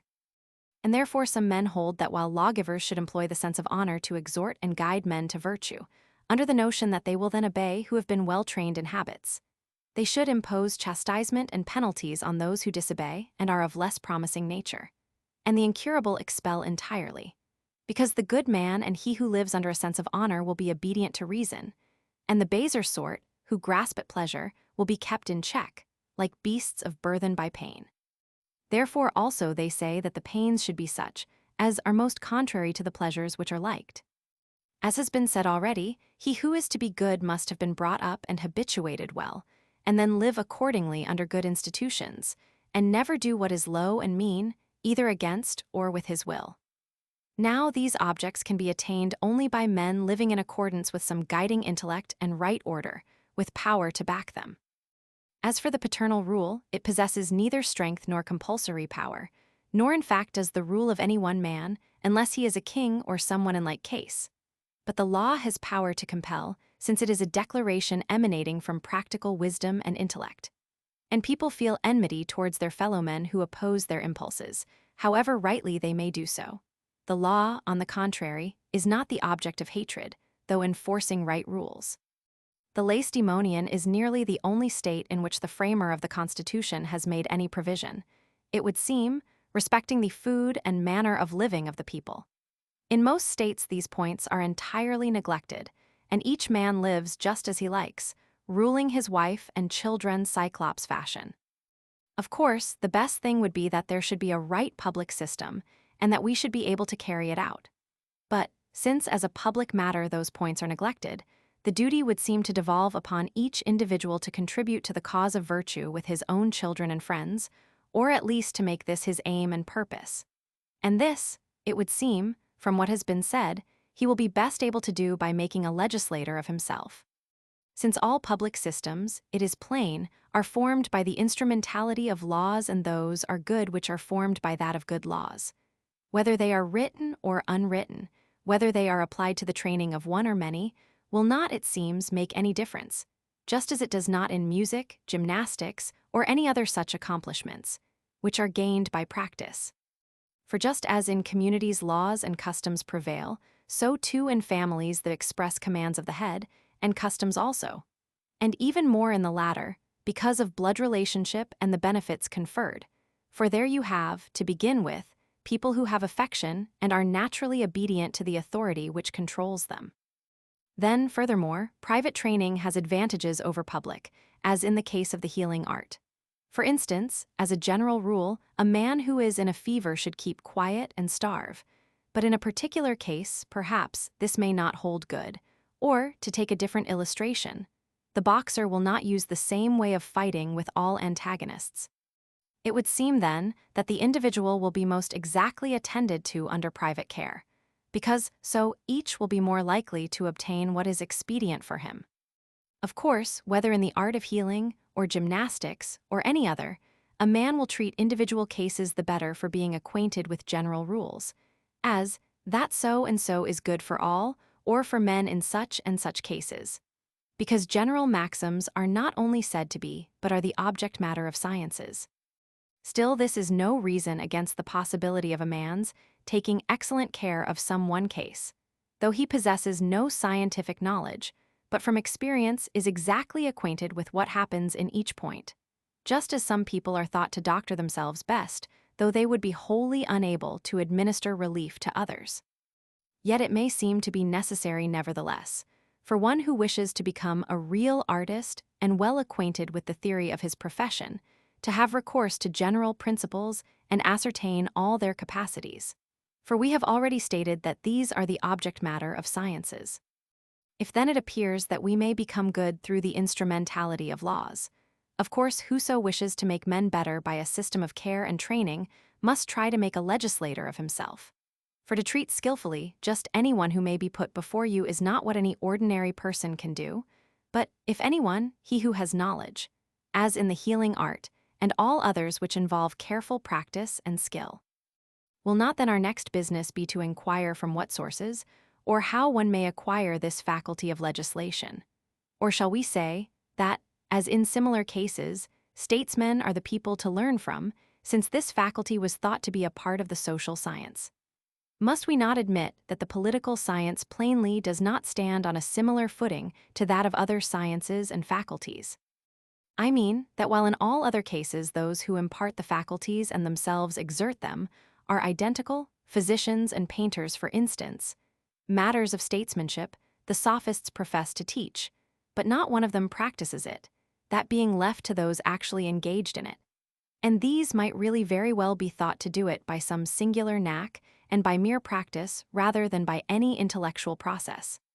For they neither write nor speak on these matters, though it might be more to their credit than composing speeches for the courts or the assembly, nor again have they made statesmen of their own sons or their friends. One can hardly suppose but that they would have done so if they could, seeing that they could have bequeathed no more precious legacy to their communities, nor would they have preferred, for themselves or their dearest friends, the possession of any faculty rather than this. Practice, however, seems to contribute no little to its acquisition. Merely breathing the atmosphere of politics would never have made statesmen of them, and therefore we may conclude that they who would acquire a knowledge of statesmanship must have in addition practice. but of the sophists they who profess to teach it are plainly a long way off from doing so. In fact, they have no knowledge at all of its nature and objects. If they had, they would never have put it on the same footing with rhetoric or even on a lower.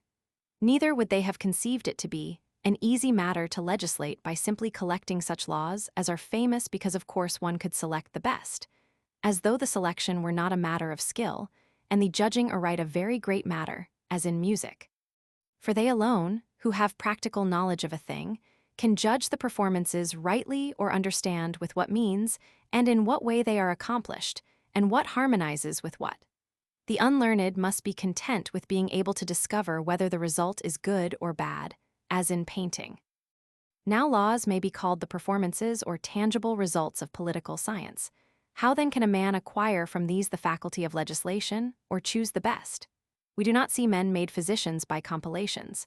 And yet in these treatises men endeavor to give not only the cases, but also how they may be cured, and the proper treatment in each case, dividing the various bodily habits.